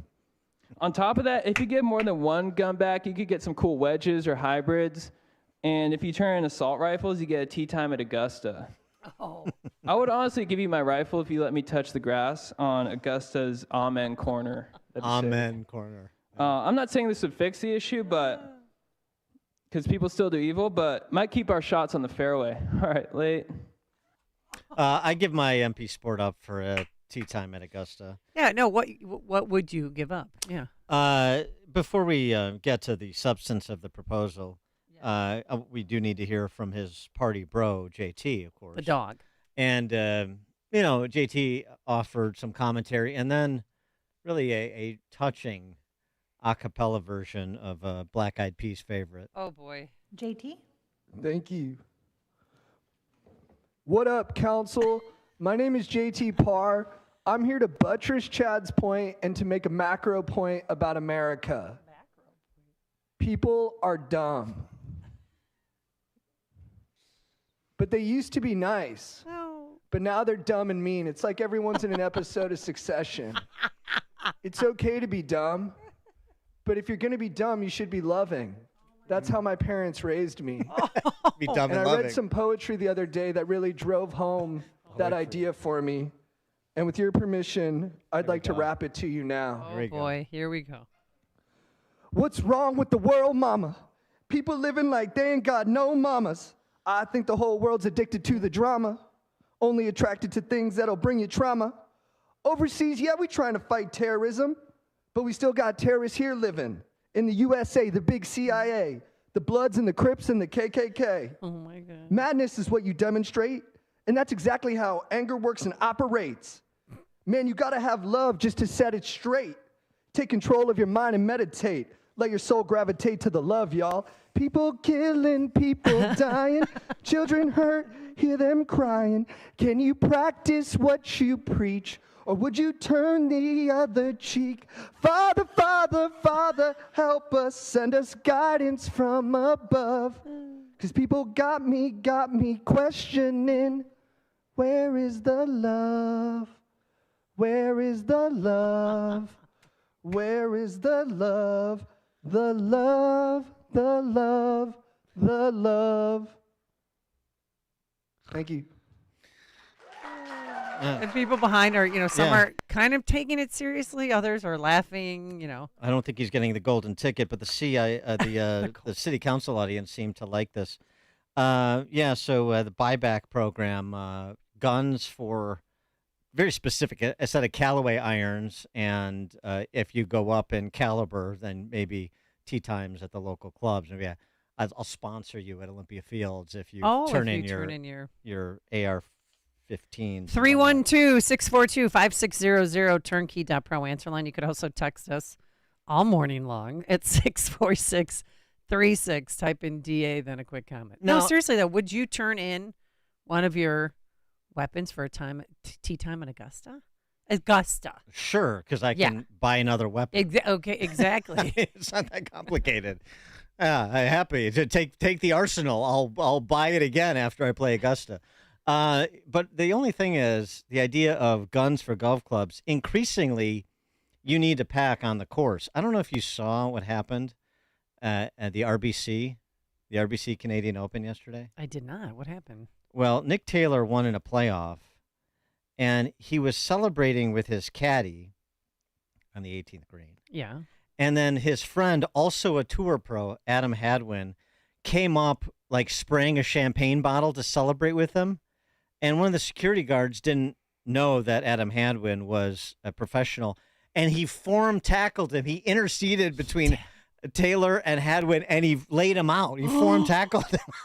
It's the most amazing Is there thing. video of it? Yeah. Now, in defense of the security guard, Hadwin was wearing jeans on the course, and that is a tackleable offense. There's no question about that. Got taken down. Yeah. Oh my God. Yeah, he saw him coming up with the bottle, and he feared for Nick Taylor's life, and he took him out. So, I mean, I don't know that I'd be so ready to exchange my weapon for my glove club, given the fact that even spectating now is a contact sport in golf. Oh my God. Yeah.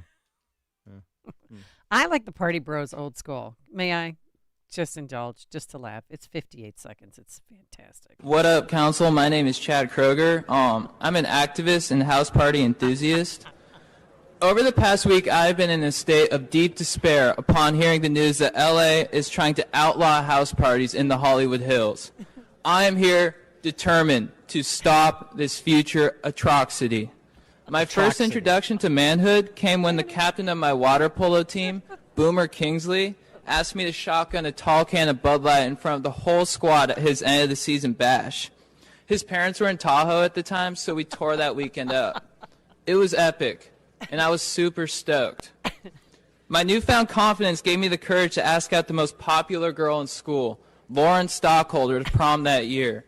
She rejected me, and I had to go with Stacey McMillan, but I didn't care because I was so amped on chugging with my boys. That's what house parties do. Raging at house parties is the truest way to party. Next. Yeah, well, I mean, this is the point, is they've long been public policy oriented. Exactly. Chad and JT, the Party Bros, whether it comes to house parties or public safety. Maybe they could take up this case in Chicago. What do we hit? The parking meter deal. Just to remind people, the good old days of the Daley years weren't so good, and that the economic calamity that is the city's finances didn't begin yesterday, or with Lightfoot, or with Rahm. The only thing going up in Chicago, with 60 years left on the 75-year lease, Chicago Parking Meters LLC now has recouped its entire $1.16 billion investment. Wow. And $530 million more. Oh. So it's already seen I mean, this isn't real dollars, but essentially a 45% ROI in the first 15 years. Oh my gosh. Last year, according to KPMG, meter revenues reached a record of $140 million. 75-year lease, they paid $1.16 billion for. Year 15, they're already at 1.645 recouped. And you got 60 years to go. And I'm sorry, who was that deal? Who brokered that deal again? Oh, right. Bill Daley. Oh, right. What kind of kickbacks is he getting? The guy that everybody, that's not everybody, but some of the old guard, the visionless old guard civic leaders wanted to be mayor 4 years ago. Oh, let's go back to Daley. One more round with the Daley. They almost won another round with him this time, too, but Paul Vallis stepped in. 60 years left. $530 million more than they paid for it. What a keen negotiator the old Mayor Daley and the Irish Mafia were. So, as I said before, don't blame Brandon Johnson and this latest iteration of kleptocrats for being the latest spoils of war political class. They watched the Irish, the honkies, do it for generations. So then you're going to come in and pretend you're aghast when the teachers union, the Marxist activists do the same thing? Plunder for their own personal benefit, distribute to their preferred constituents, contractors. A little bit of institutional memory and a little bit of humility about what we tolerated for so long in Chicago. And in the infamous words of the good Reverend Jeremiah, the chickens have come home to roost. This is the morning show more Chicago radio listeners are choosing. This is Chicago's Morning Answer on AM 560. The Answer. Relief factor, pain relief that's natural, pain relief that works, and pain relief that attacks the source of the pain. That's the experience of tens of thousands of Americans who are taking Relief Factor right now. See their incredible video endorsements at relieffactor.com and then order your 3-week quick starter pack for just $19.95. That's less than $1 a day. Find out if it can work for you like it works for me by ordering your 3-week quick starter pack today. relieffactor.com, relieffactor.com. Be the next success story. My name is Jason Hansen. I'm a former CIA officer and New York Times bestselling author. You can protect your hard-earned retirement assets with a tax-free loophole that allows you to convert your retirement into physical gold and silver. Advantage Gold is the nation's highest-rated gold company. They have the best process, pricing, and service. If you want to get your free gold and silver investment kit, please contact Advantage Gold right now. Call 800-900-8000. That's 800-900-8000. Advantage Gold is not an investment advisor or a tax advisor. Consult with your financial advisor before investing. Call 800-900-8000. All right, cracks in your foundation, buckling in your walls. This could be a problem that needs your attention now. It's structural problems, and they can start, as small problems, but guess what? They're not going to go away. And all too often, homeowners ignore these signs and then experience even bigger problems down the road, which in turn costs way more to fix. So call our good friends at Permaseal today, 800-421-7325. You can rely on an honest, accurate, and free evaluation from Permaseal's trained experts. They've been in business for 41 years. They are the go-to company to call.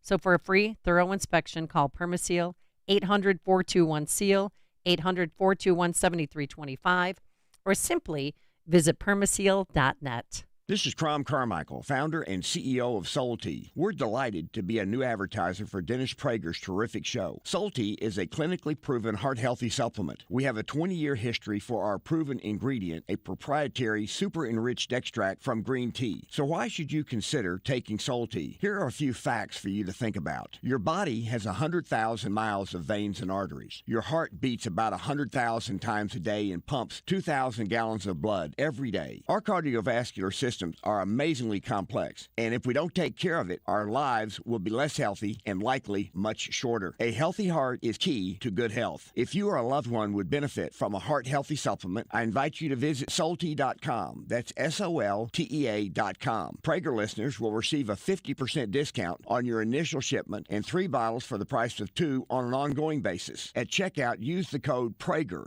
Prager, to get your discount. Thanks very much. All right, I'm taking it right now, and I think Justin is too. We're taking our balance of nature. Why? I hardly got any fruits and veggies over the weekend. Was out of town and just didn't have time to eat healthy. So that's where balance of nature comes in. 31 different fruits and veggies in these bad boys. I take 6 capsules a day. That's a recommended dosage, and you have more energy. You get your life back, says some people that I know. And then others say they haven't aged at all since they started taking balance of nature. So be one of the cool kids, 800-246-8751, 800-246-8751. First-timers get free shipping and 35% off their order. Or simply go online to balanceofnature.com, but be sure to use discount code Chicago. If you are a first-time home buyer, which means you have not owned a home within the past 3 years, then you need to call Team Hochberg, your trusted local lender. I have very, very, very valuable news for all first-time home buyers. Due to the rapid increase in interest rates last year, many first-time home buyers couldn't afford to purchase a home. And Fannie Mae and Freddie Mac want to turn those numbers around and help first-time home buyers qualify with lower interest rates. If you earn less than or equal to $105,700 and have not owned a home during the past 3 years, Fannie and Freddie are incentivizing you to purchase a home with lower rates. No, I'm not making this up. To see if you qualify, give me a call now at 855-56-DAVID or visit our website, 56david.com. That number, once again, is 855-563-2843 or visit our website, 56david.com. Lower.com, equal housing lender, NMLS 1124061. AM 560, The Answer.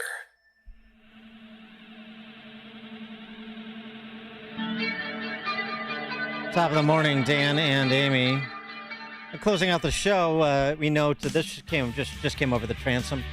J.P. Morgan Chase settling a lawsuit with an Epstein victim who claimed the banking giant facilitated the convicted pedophile sex trafficking operation. This after Deutsche Bank reportedly paid $75 million to settle with victims of Epstein's sex trafficking. Any association with him was a mistake. We regret it. We would never have continued to do business with him if we believed he was using our bank in any way to help commit heinous crimes. Oh, really? Said J.P. Morgan in a statement. Really? Do you believe that, Dan? I believe that Jamie Dimon didn't want to be deposed. I believe that.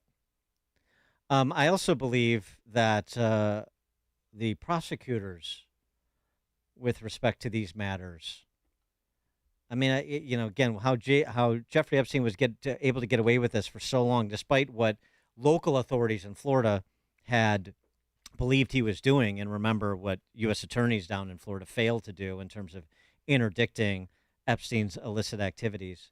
But the big banks had no idea, operating on the level that Epstein was operating in, the circles in which he traveled. Boy, I don't know if I'm drawing out $40,000 to $75,000 in cash routinely. Some people may ask questions. Some banks may file a suspicious activity report. Not J.P. Morgan, not Deutsche Bank. He didn't know any of the executives, really. And the criminal prosecutors, remember, these are just civil cases. This is the Catholic Church. These are criminal matters, rightly so. This is CPS. Some of them rise to the level of criminal matters. Not that anybody cares, but at least rightly so. Some people are criminally prosecuted. What about corporate America?